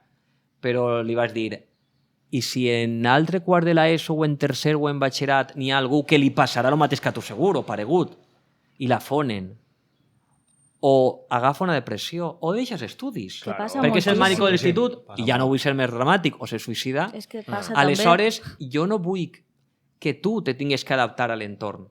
L'entorn té que adaptar-se a una realitat diversa en les orientacions sexuals. Sí. O sigui, a l'institut té que tindre clar, i en la societat, que afortunadament n'hi ha diversitat sexual. Perquè no deixa de ser una paradoxa. Respetem moltes coses, però mira que és fàcil entendre. Tornem un poc a lo d'abans. Sexe, mascle, femella. I mascles o femelles, sers humans, tenen orientacions sexuals diverses i personalíssimes. Perquè pot ser homosexual, que t'agraden els xics, però la pràctica sexual que tu tingues, tu sabràs la que és, a mi que me dona. Entens el que vull dir, no? Aleshores, com podem no entendre que dos sexes que n'hi ha en unes quantes orientacions sexuals, que tampoc són infinites, i no ho respetem? I en canvi volem que respeten altres coses. Però bueno, hi ha una última crítica. No se pot normalitzar les orientacions sexuals si el professorat no treballa aquests temes. Els professors tenen que habituar-se a dir l'home del meu amic, la dona de la meva amiga, tal i qual. Perquè si no n'hi ha un llenguatge que representa aquesta realitat, aleshores el que passa és que el llenguatge representa només una realitat, per dir-ho així, heteronormativa, no? Per gastar la paraula. Però bueno. I fins així per a no tirar Però ahí nos clavaríem ja en el currículum ocult. El currículum és un tota la temazo, representa- és però que, el clar, currículum ahí ja- ocult a mi m'agrada molt, perquè sempre està. Sí. És que, mira, però ja que l'has dit, ja que he dit la veritat, perquè això seria tipus titular, en els centres educatius s'imparteix només currículum ocult. O sigui, si el currículum ocult és realment el que mana, Sí. la realitat dels centres educatius és la de l'ocult. L'altre és el formal. L'altre és el de la paperassa i el que queda molt bonic en el paper. Jo sempre reivindique no fer molt de cas als currículums oficials. N'hi ha que treballar els altres, n'hi ha que treballar-los molt. Per a mi són més importants, tot i de veritat. A mi m'interessa molt això perquè igual des de les masculinitats és una manera d'arribar més als xics a l'hora Sí, de parlar sí, del sí, feminisme, claro, perquè jo totalment. me trobo una barrera enorme. Estic d'acord, per això m'agrada el tema de masculinitats igualitàries, però em preocupa molt i ho faig a posta. En Freddy tinc tota la confiança i sé que no anava a fer-ho, però quan vaig a jornades i congressos no vull, entre altres coses, perquè és mentira, que diguen que sóc expert en masculinitats. Jo no sóc expert en masculinitats, jo sóc una persona que treballa el feminisme. Ni siquiera vull dir feminista, però que treballa el feminisme, me considero, però no vaig entrar en el debat. I dins del treball feminista n'hi ha molts camps de treball. I un d'ells molt important és la masculinitat. I jo, quan hi ha que treballar-lo dic, anar a fer xerrades, a fer tallers, es faig. Però no és l'únic tema, perquè si no, d'alguna manera t'encasillen i si no va aparèixer que l'únic tema que ens interessa als homes és el de masculinitats. No, a mi m'interessen tots els temes. I una cosa molt important, les masculinitats és feminisme. Si les masculinitats és una còpia, una representació de tot el que ha fet el feminisme aplicant la seva teoria als homes i ja està. Les masculinitats tenen data de naixement. Vaig a donar-te una dada històrica i queda un programa de dictat molt complet per qüestions que no se diuen molt per ahí. Masculinitat és un terme que té també d'Estats Units com quasi tots els termes, però en el nostre país la primera persona que parla de masculinitats és Josep Vicent Marquès, sociòleg, que té un llibre que es diu ¿Qué hace el poder en tu cama? Com volguem dir sobre les relacions sexuals i que si eres home només t'agraden les ties. Josep Vicent Marquès, sociòleg, curiosament, va ser l'home d'una de les grans mestres feministes i filòsofes valenciana, Cèlia Amorós. Els dos eren valencians, Cèlia Amorós encara viu, està maleta però viu. I Cèlia Amorós, de fet, és la fundadora del primer seminari de filosofia feminista, que es deia Feminismo i il·lustració, que és un llibre, a més, un llibre que es diu Feminismo i il·lustració. I aquest seminari, en el nostre país, en el nostre estat, va ser el que va introduir el feminisme acadèmic en la universitat. O sigui, abans de Cèlia Amorós, la universitat mai havia donat teoria feminista i el primer seminari feminista, el primer feminisme universitari, va ser en els anys 80 i alguna cosa, a partir de Cèlia Amorós. Cèlia Amorós ha sigut la mestra de quasi totes les mestres del feminisme actual del nostre estat. Pensa en una Isabel Morant, que és de Feminisme i Història, pensa en Amelia Valcárcel, pensa en Ana de Miguel, pensa en Rosa Cobo. Totes elles han passat per aquest seminari. Va fer una gran tasca, Cèlia Amorós. Agustín, ara que nomenes Ana de Miguel, Sí, precisament, sí, en una de les... Dile, si vols. No, tu. Dic en una de les... Bueno, en diverses xerrades teues, Sí, no? jo la cite. L'anomenes i Molt, tal per la sí. teoria de la doble veritat. Sí, sí. Per què és tan important Bueno, aquesta teoria en relació a les masculinitats? La teoria de la doble veritat és magnífica. La teoria de la doble veritat, és una constatació científica de com actuem els homes i la representació de la masculinitat. Bueno, ella, que impartís classes de filosofia, Ana de Miguel, agafa la idea, és un poquet una idea inspirada en Averroes, no? En la idea de que n'hi hagués una època en la història en la que podia conviure la ciència i la religió. O sigui, no eren compatibles. I la gent vivia tranquil·lament, Te dient, no, és que quan plou és perquè s'ha produït un fenomen atmosfèric, vale, sí. Però també és perquè Déu s'enfada i ens envia una tormenta que ens inunda. I la gent ho veia tranquil·lament, no? No era una contradicció. La doble veritat. Clar, que és com dir, per a que s'entenga, doble veritat seria com dir plou i fa sol. A la vegada és complicat, no? Que calor fa avui, que fred. Avui fa calor i fred. Que complicat, no? Però normalment veiem que pot fer de nit fred, pel dia més calor, però calor i fred a la vegada, no? O sigui, és com dir, vol veure que plou, fica la mà. Si te banyes, doncs plou, i si no, no. Bueno, la teoria de la veritat és aquestes contradiccions. I no la teoria de la doble veritat en els homes, que la treballa les masculinitats igualitàries. Tots els homes viuen baix esta llei de la doble veritat. La diré dos vegades i l'explique ràpidament, però per a que s'entenga. La sé en castellà, és que no vaig a traduir-la per no traduir-la mal. Unas pocas chicas para cada chico y todas las chicas para todos los chicos. Repetís, unas pocas chicas para cada chico. Todas las chicas para todos los chicos. La fiquem en pràctica. Unas pocas chicas para cada chico. Cada xic té a les seues xiques. Cada xic té a sa mare. No me la toques. Cada xic té a la germana. A la meva germana, cuidao, trata-la bé. Cada xic té a la seva amiga de l'ànima de tota la vida. Que és la meva amiga, podem xitar-nos junts i no faríem res, som amics de veritat. Cada xic té la seva filla, o la veïna, que no la coneix però simpàtica. Tots els xics tenim a les nostres xiques, a les que tractem com a iguals. O sigui, les tractem com a sers humans. És curiós, no? Empatissem. I ara la segona part de la doble veritat. Totes les xiques per a tots els xics. Però, clar, totes les xiques que no són la germana, l'amiga, la nòvia, són la puta de la rotona, la mamelluda de primer de batxillerat, la nariguda de no sé què, la guarra de... O sigui, la teoria de la doble veritat ve a concloure que tots els xics saben empatitzar en algunes dones, Però després, totes aquestes dones que ja no són del seu univers són les idèntiques. Dona igual com parlem d'elles, perquè no li donem humanitat ni empatia. I és curiós, perquè ahir, aleshores, podem dir els homes sí que saben tractar com a iguals a les dones, i amb respecte, i amb llibertat, però les seues, perquè les altres no. I vaig dir que un exemple real, que a més aquest exemple el tinc escrit. Un alumne arriba tard a classe en valors ètics, sofocat, venia de més roig, chillant, què passa? Tranquil·litza't, vinc de parlar en el cap d'estudis. Què ha passat? Què has fet? Què ha passat? Perquè quasi mate a un i se l'agarra el mate. Però què ha passat? És que l'ha dit una guarrada, no recordo que li va dir a la meva germana. Li havia dit una guarrada a la seva germana. Jo, fent una reflexió, violència no...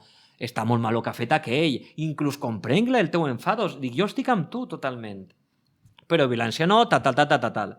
I quan t'acabe dic, i el que més m'alegra és que quan tu tens una germana, que jo no ho sabia, quan tu tens una germana en l'institut, pues te dones compte de que no pots anar per ahí dient a qualsevol si t'agarre te folle, gorda, mamelluda, i diu, no, jo ho faig en altres, però la meva germana no la toca a ningú. Eixa és la teoria de la veritat. I a més ho dia xillant i tot, a la meva germana no la toca a ningú. Jo dic, això és la teoria de la veritat. O sigui, la teva germana és sagrada, no és igual, és sagrada. La teva germana és com una verge, no me la toques. Però tu després fas el mateix. És un exemple perfecte. En les germanes d'altres. Claro, sí, però les germanes dels altres jo sí que li dic el que me dóna la gana. Clar, doncs això és la teoria de la veritat. A veure, té molta importància perquè crec que demostra molt clarament a l'alumnat i a la societat que els homes vivim en una contradicció, no? I és que tenim dos veritats ahí que estan cada dia en la nostra pràctica. Com les mares. Les mares, totes les mares són les millors i, ojo, cuidao en el que dius de les mares. De fet, un dels insults, i acabem amb això, que més rinyes pot fer en un pati és el de fill de puta. El de fill de puta, que estic a dir que està molt mal dit, perquè seria en tot cas fill de putero, o sea, lo despectiu és ser putero, no puta. Però bueno, lo de fill de puta és algo gravíssim. O sea, mentar a la mare, dir-li a ma mare algo aixina, no? És brutal, no? És que se veu... Però jo ho entenc, que les mares siguin sagrades. Lo que no entenc és l'altra part de la doble veritat. O sea, les mares són sagrades, però la teua. La meua ja no ho és, no? La meua... Bueno, passen tantes coses. Bueno, conto una última vivència per a que vegam lo del problema de ser home. Una alumna me diu, Agustí, l'altre dia vaig pensar en tu per lo mal que ho he passat. Van a un poble a veure un partit de futbol de poble, d'estos menudets, no? En una grada menudeta, i van una amiga d'ella, que se volen molt, són amics i companys de classe. Però l'amic, en segon de l'ESO, sempre constantment li diu guarrades a la mare d'ella. Li diu a ella, hòstia, ta mare està de follable, mare moada, ta mare si l'agafava jo l'empotrava. I la xiqueta ho ha normalitzat. Clar, què passa? Diu, anem a veure futbol i estan mon pare i ma mare junts veient el futbol. I li vas dir, ai, ni t'arrimes. I diu, i el vas tindre que deixar en un cantó perquè me donava por a que poguera dir algo, com diu sempre, i mon pare ho sentira. Imagina fins a quin punt és un problema ser home. Però el pitjor de tot és que ella està ho ha normalitzat. O sigui, ja ho agafa com una broma. Però en quan veu la realitat, que ara està ma mare davant i mon pare davant. I si mon pare escoltara alguna de les guardades que diu este tio... I després una cosa molt curiosa, no? Que això ho fem especialment els homes, vull dir, sexualitzar. Podrien haver un exemple equivalent en xiques? Podrien hi haver, però seria, sempre dic jo, més sutil. O sigui, jo podria creure que una xica li diguera a altra o a un xic, ton pare que guapo està, oi, m'encanta, però seria un llenguatge més sutil, més romantitzat, no? El llenguatge del tio este era un llenguatge pornogràfic, era de me la follaria, me la empotraria... Bueno, se pot parlar en els vostres podcasts en llenguatge, ¿verdad? Bueno, aneu a veure... I podríem trobar alguna xica, a lo millor, però seria molt menor. I seria distint, i seria diferent, I no nota molt en els adolescents, és que la violava. Sí. Una normalitat. És el vídeo més buscat. És el vídeo més buscat. Com violar a una xica. La pell de gallina, la normalitat que parlen de la violació, me pareix. Bueno, però això ho explica la pornografia. Vull dir, té una lògica. És un últim tema quasi, bueno, perquè tenim un parell del que voldríem treure, precisament. Cal anar a cabal. Exacte, que és, bueno, precisament que relaciones també molt el tema de les masculinitats amb la pornografia. No sé quina posició tens al respecte, perquè sé que eres molt crític quan he llegit alguna cosa en relació a internet, als articles que fas... Sí, en Levant he escrit molt, a vegades ja crec que avorrís perquè repetim molt el mateix, però bueno, anem a veure. La meva postura és la del feminisme, El feminisme és abolicionista del gènere, de la pornografia i de la prostitució. La prohibiries, per tant. Aneu a veure, ara matisaré més que prohibir. Ara matisaré més que prohibir. No prohibiria, vaig a dir-t'ho ja, ara te diré per què. Aneu a veure. La pornografia representa les dones com a trossos de carn. És la pedagogia de la prostitució. O sigui, on pots fer el que consumeixes en la pornografia en la prostitució? En la vida real, trobar-te a 4 dones tirades en terra, nuetes, és prou complicat, però pagant fas el que vols. Per tant, la pornografia és la pedagogia de la prostitució i, a més, la pornografia té un model de feminitat totalment misògin. La pornografia és misògina, perquè les dones són trossos de carn i no tenen voluntat. Voluntat tenim els homes, problema de la masculinitat, que nosaltres tenim desitjos i els volem complir. 2 dones, 4 dones, jovenetes, asiàtiques, tot això, no?, que apareixen por Hub. I la pornografia se consumeix des de ben pronte. I això és realment el gran problema. Per això jo, més que prohibir-la, d'entrada, com a mínim el que diria és, com a medida urgent que voldria per a demà ja, que la gent jove no tinguera accés a la pornografia.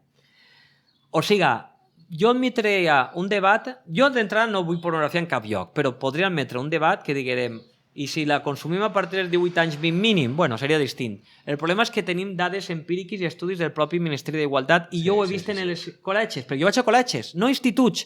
I a mi en 6 de primària me diuen que veuen pornografia. Estem parlant de 10 anys. I la veuen en el mòbil, és de sentit comú. En l'ordenador no veu ningú ja res. Ahí normalitzes una violència cap a la dona que és que al final, pues, clar, després no hi ha aquestes violacions d'adolescents, perquè la dona no té... Ahí està. Normalitzes la violència sexual.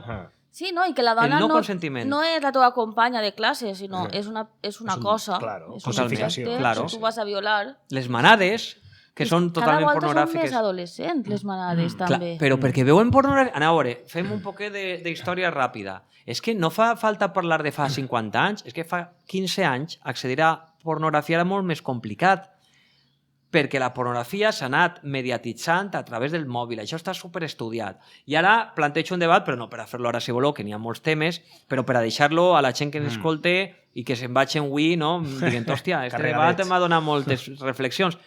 Jo no veig debats de per què no llevem el cinturó? Per què no llevem el cinturó de seguretat? Pot ser un debat un dia per a un postcat.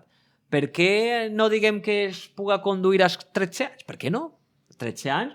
A veure, en 13 anys juguen a futbol, vull dir, tenen certa habilitat. Habilitat, claro, tenen habilitat, saben veure, saben llegir.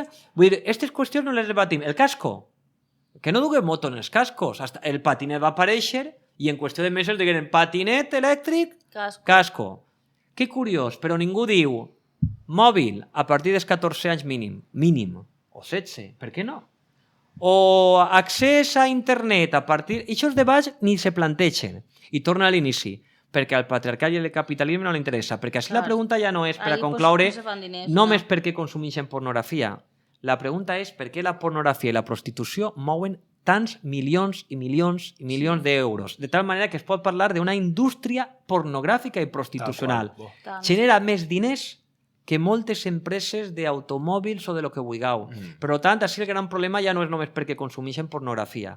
El problema és qui hi ha darrere de la pornografia i la prostitució per a que siga un tema inqüestionable i que per a l'Estat sí que siga comprensible que se facin tallers contra la pornografia, com és que jo faig, però que són parxes, però a la vegada tenen la pornografia en el propi institut, perquè com està en el mòbil la tenen en el propi institut. Per això t'he dit que prohibir radicalment, a més la paraula prohibir a mi no m'agrada especialment, però jo pense que el que hi ha que fer és impedir radicalment que les criatures, els xics en aquest cas, consumisquen pornografia, que són qui més consumeix pornografia, a tan temprana edat. Acaba un exemple. Una alumna me va dir jo només he vist pornografia una vegada del meu nòvio, tenia 16 anys més o menys, perquè volia ensenyar-me-la per a sexe o no sé què. I me conta ella. I li vas dir, lleva'm això als 4 minuts, perquè algo elemental, i té que veure en la teoria de la veritat. Ella li va dir, jo ni soc això, jo no soc eixa xica, ni me veig representada. Clar, allà on ell veia excitació sexual, ella veia violència. I acaba ara sí de veritat en l'últim exemple.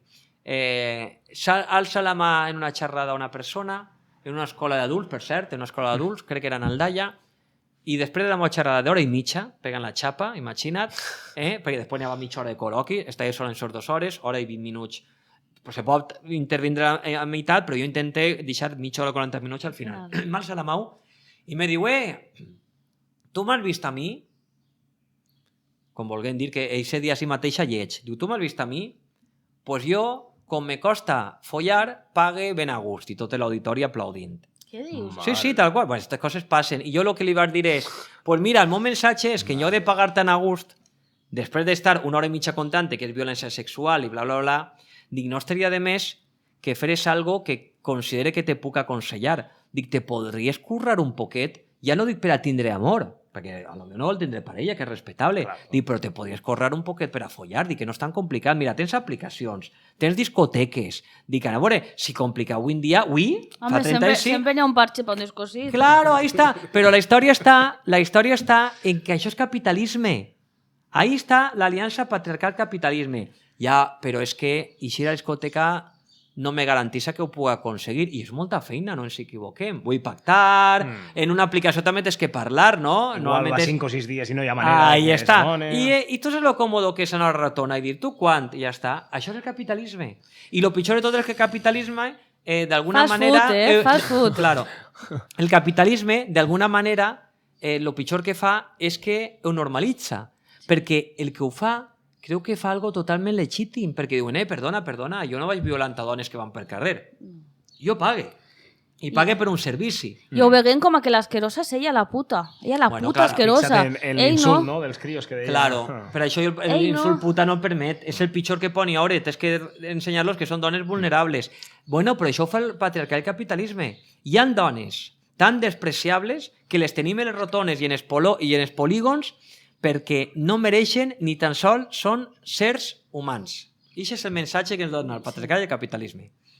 Val, jo volia comentar 2 cosetes. En el tema de la pornografia, un dia, escoltant, crec que era... Quin programa era? Carne Cruda, sí. Convidaren a una directora de cine que ella diu que fa cine feminista. No recordo el nom, era italiana. I ella explicava que la pornografia feminista que podia fer-se perquè havia de ser escenes no violentes en la dona i també, sobretot, que les actrius i els actors... Hi ha tot un moviment de les actrius i els actors estigueren 100% còmodes en el que estan fent i tratar-los bé, tal i qual. Què vull dir? Que això és igual... Ara també podríem parlar de la prostitució, que sempre apareixen alternatives des de dins, però clar, que tu dius...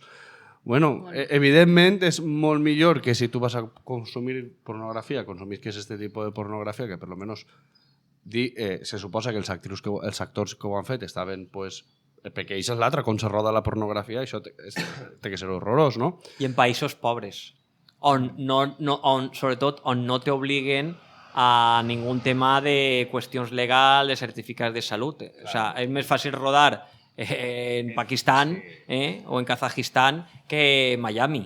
Clar, tu dius, bueno, dins de tot aquest tema, pues això és, no sé, que són coses que van eixint, de fet, són moviments que estan eixint des de fa uns anys. Vull dir... No, jo fins a cert punt s'accepte, però s'accepte de moment poc, m'explique. Això que vinga i que m'ho ensenyen. Jo te dic inclús un llibre, no? I així la gent avui se'n pot anar en lectures i tot. Mabel Lozano, pornoexplotació. Mabel Lozano, pornoexplotació. Testimonis d'actrius porno de tot allò que han tingut que passar. Aleshores, jo el que dic és sempre el mateix. Primer, anem a intentar veure què passa en la realitat. I anem a intentar fer crítica a aquesta realitat. I si ve una realitat millor, pues jo no tindré cap problema d'ací 20 anys i dir antigament la pornografia era denigrant, però avui ja no és el que passa. Perquè al final és lo de sempre.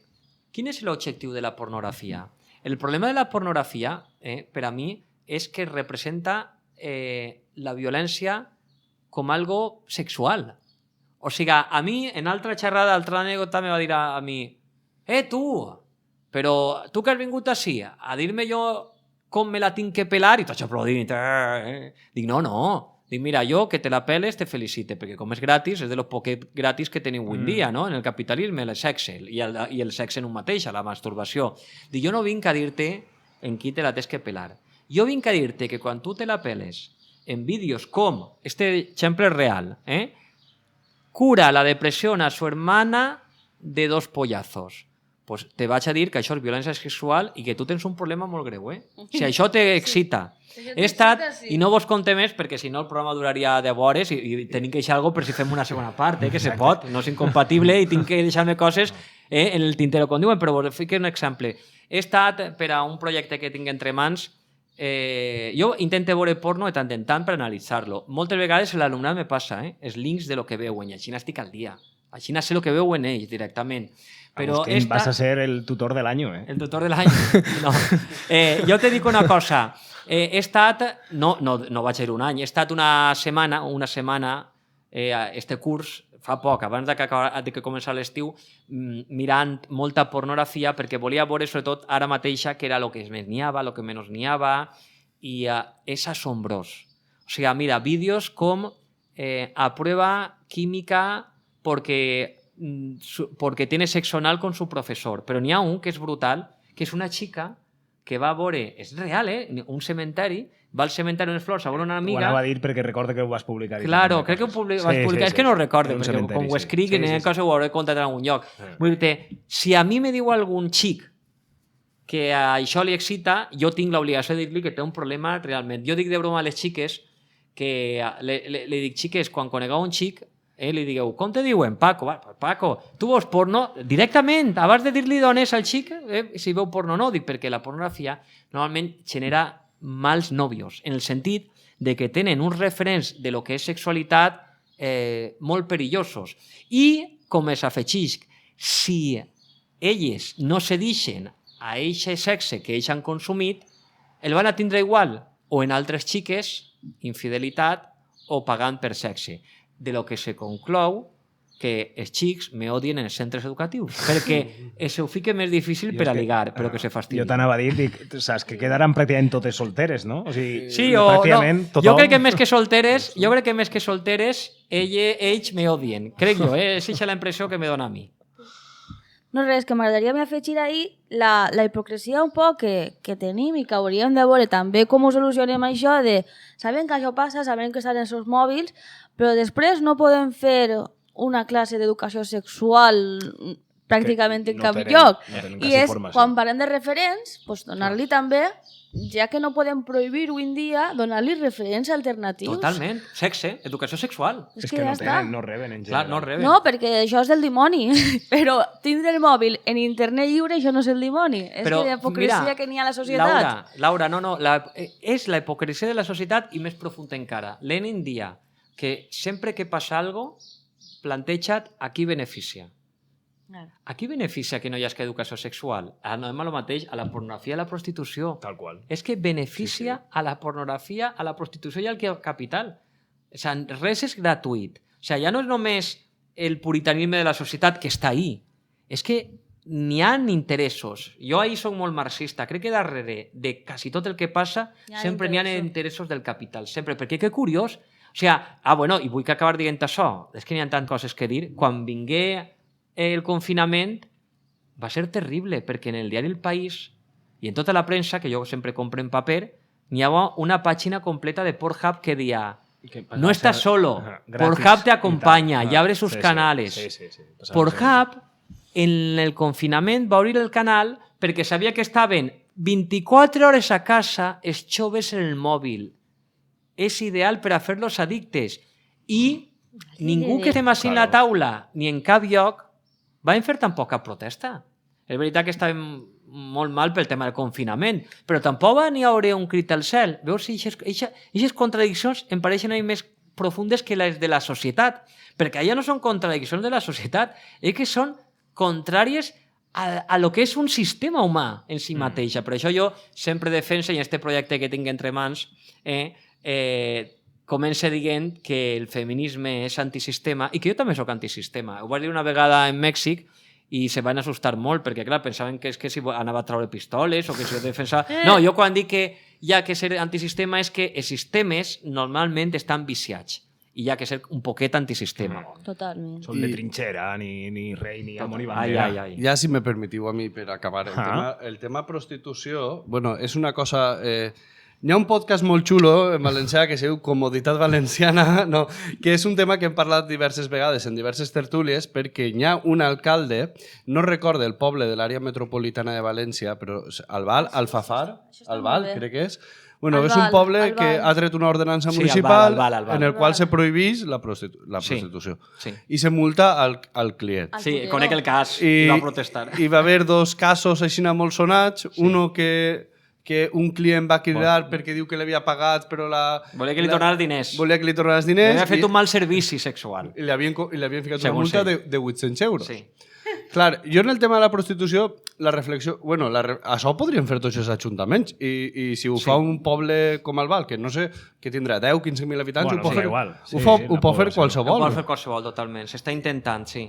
I una altra cosa, és que el tema de la prostitució ja no és que siga també, evidentment, violència contra la dona, és que el 95, el 99, no sé si el 96, 97% de la... Trata, no? Són trata de blanques. No, és esclavitud humana. D'Europa de l'Est o d'Amèrica, enganyades, les fiquen un deute enorme i que després, des de la policia, vull dir, jo podria dir, mira, no prohibim la prostitució, però anem a anar per la trata de blanques, no anem a deixar, la policia va actuar sense quartel.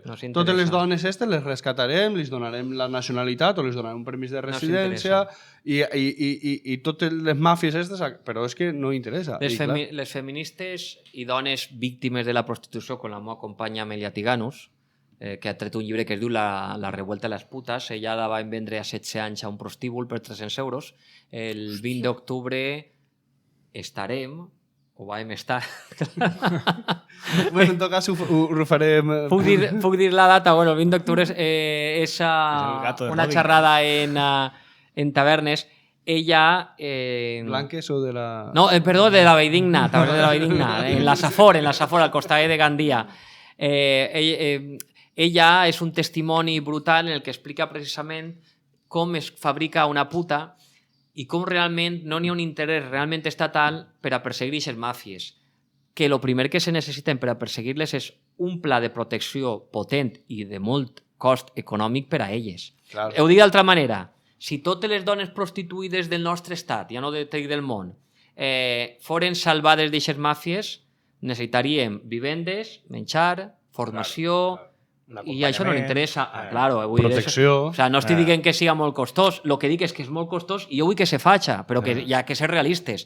És que el primer que no li pot interessar és un estat, perquè si això ho portarem molt en sèrio, imagina't. I fan parxes, que està molt bé, ho dic en carinyo de parxes, lo d'Albal està molt bé, però d'Albal no és casualitat. És que en Albal ja aparegueren diverses dones prostituïdes assassinades en la sèquia i una d'elles tenia 20 anys. I vull dir una cosa també molt important, que va ser escandalosa, va ser en Levante. Va morir estrangulada. Tenia 20 anys, no recordo si era també romana, com Amelia Tiganus o d'on. Però el més fort és que aparegué als 4 o 5 dies assassinada, no sabia ni on estava, a 300 metres d'on exercia la prostitució. A 300 metres! O sigui, al costat a la volta del carrer. Això te demostra com de vulnerables i d'abandonades estan aquestes dones. Qualsevol d'ací que desapareguera 3 hores, enseguida estaria, anem a buscar què passa, havia anat a per pa, no torna. Però clar, és que són dones xiquetes, en aquest cas vulnerable, que ni tan sols sabien què havia passat i tardaren dies en trobar-la. No estava amagada, no estava en un lloc secret, no, estava pràcticament al costat d'on ella exercia la prostitució. Agustín, i una última pregunta, perquè avui has nomenat molts llibres, has recomanat a l'audiència una gran quantitat d'obres, però sabent que acabes d'acabar un llibre aquests últims dies, sí. Ens podries avançar alguna cosa d'ell? Igual ja està publicat. Sí, és un llibre que té per títol El laberinto de la coeducación y de subtítol por una escuela feminista. És un llibre que si me digueren per a què serveix és una radiografia de com està la coeducació o coeducació és educació feminista, com està l'educació feminista en les aules a dia d'avui, toca tots, crec que no me deixa ningú, dels àmbits de lo que és l'educació feminista, llenguatge no sexista, masculinitats, pornografia, prostitució, referents femenins, cicles masculinitzats, feminitzats, violència de gènere, i a banda, a part de que faig aquesta radiografia, consells, inclús introduïsc algunes activitats molt elementals, jo crec que el que més valor té del llibre és que en cada capítol, que hi ha 10 capítols, van apareguent testimonis reals que jo vaig fent descripcions com fitxes. Jo vaig parlant, no?, al lector o lectora i de repente, bum, interrompisc el discurs i comence: fulanita de tal és una docent o professora o alumna. Vas comentant anècdotes, vivències i problemes reals que jo he tingut al llarg de la meva experiència en l'educació feminista. Crec que li dona molt de valor perquè em sembla, igual m'equivoque perquè jo no conec tots els llibres del món, que no hi ha cap llibre que gràficament conte testimonis reals de coses que passen a l'aula. Vaig a contar en primícia per a vosaltres, això no sé d'on fer, perquè jo vull que la gent llisca el llibre, però bueno, un exemple molt real de masclisme en les aules, però sofert per una alumna, per una professora, perdó, perquè alumnes sofreixen molt, però alumnes costa més de veure testimonis reals que m'han donat la majoria permís per a contar-ho, la majoria no, totes. Una professora, perdó, que era joveneta, estava treballant només 2 o 3 anys en l'institut, encara és jove, ara pot tindre 32 anys, i feia guàrdia amb 4 professors homes ja molt curtis, vull dir, ja més de 30 anys en les aules. Quan feia guàrdia, sabeu què passava? Li deien: xiqueta, nosaltres que per tradició fem un esmorzar, tu fes la guàrdia i si vols alguna cosa ens toques al mòbil. I era literal, o sigui, la guàrdia la feia ella sola. O sigui, s'imagineu el mateix al revés? 4 dones, curtides 20 i tants anys en les aules, que li diuen a un professor: xiquet, te toca a tu que nosaltres fem un esmorzar en una hora pagada. Bueno, pues és un exemple. I després hi ha un capítol també molt interessant que és un experiment que vaig fer en un curs del Cefire de Sagunt amb la meva amiga Cristina Fallaràs, i del seu llibre Ahora contamos nosotras, que ella conta la violència sexual que ha sofert com a periodista, com a dona periodista. Bueno, pues és un Me Too educatiu. Són 20 o 25 testimonis reals de dones que han sofrit violència en els seus centres educatius i que de manera anònima han volgut compartir amb mi les seves experiències. És molt dur. Jo crec que és un llibre que si la gent el llig, en l'editorial La Catalata, per cert que no ho he dit, que agradarà, perquè no és que siga, jo crec que no puc aportar res que no hagin aportat altres grans filòsofes o pensadores o feministes, però eixa part d'exemples reals crec que com a mínim al professorat li agrada. Jo l'he escrit, i acaben això, pensant molt en el professorat, el d'ara i el que vindrà, molt. Però tinc que dir, de veritat, no és per a vendre més exemplars, que crec que és un llibre que pot interessar a qualsevol pare, mare, persona que li interessi l'educació feminista. Ara, és veritat que el llibre està molt pensat i molt dissenyat i molt estructurat pensant en el professorat, però és que d'alguna manera s'ha dit així: educació, educació i educació. Saps quina frase he repetit molt? I és l'última i exclusiva que dono ja, que si no vos cobre com en el Ola. L'última exclusiva és que jo dic una frase que m'agrada molt, que crec que no la diu molta gent, però jo sí. L'educació és el millor laboratori que podem tindre. Jo no reivindique que facin educació feminista pares i mares, perquè pares i mares n'hi ha que estan explotats tot el dia treballant. Jo exigisc que en el laboratori de l'educació el professorat faci una educació feminista, perquè eixa educació feminista es té que fer precisament en el millor laboratori que n'hi ha en el món i que molts no s'entenen. Creiem que el laboratori és el que tenen els de ciències. El millor laboratori és no l'aula només, que sí que és l'aula, el centre educatiu, vull dir. Aleshores, eixa frase la repeteix constantment. Anem al laboratori i a veure si treballem de veritat acabe per una educació feminista. Molt bé. Doncs res, només ens queda agrair-te de nou la participació en el nostre programa d'avui de Repel·lents. Estem molt encantats. Sí. Ha sigut una tertúlia molt enriquidora, que sí, companys? Sí, s'han quedat algunes coses que podrem fer per amunt la sexta temporada, la sisena temporada. Sisena temporada, i vaig a dir alguna cosa, jo vos tiré l'oferta. La sisena temporada pot ser un col·loqui debat a partir del llibre, per què no? Ah, pues sí, també podria estar. Sí. Ara faltarà que se'l llegiu, perquè... Se llegireu, vos l'enviaré. Ja se sap qui se llegeix així els llibres. Vos els enviaré i a més se'ns han quedat... temes, no hem parlat de llenguatge no sexista, o inclús, però m'encanta, ho dic en el llibre, la coeducació o l'educació feminista no és parlar de violència de gènere, que molt de professorat es creu que és violència de gènere, per això el llibre es tanca en aquest capítol, perquè per a mi no és el més important, encara que pugui semblar contradictori.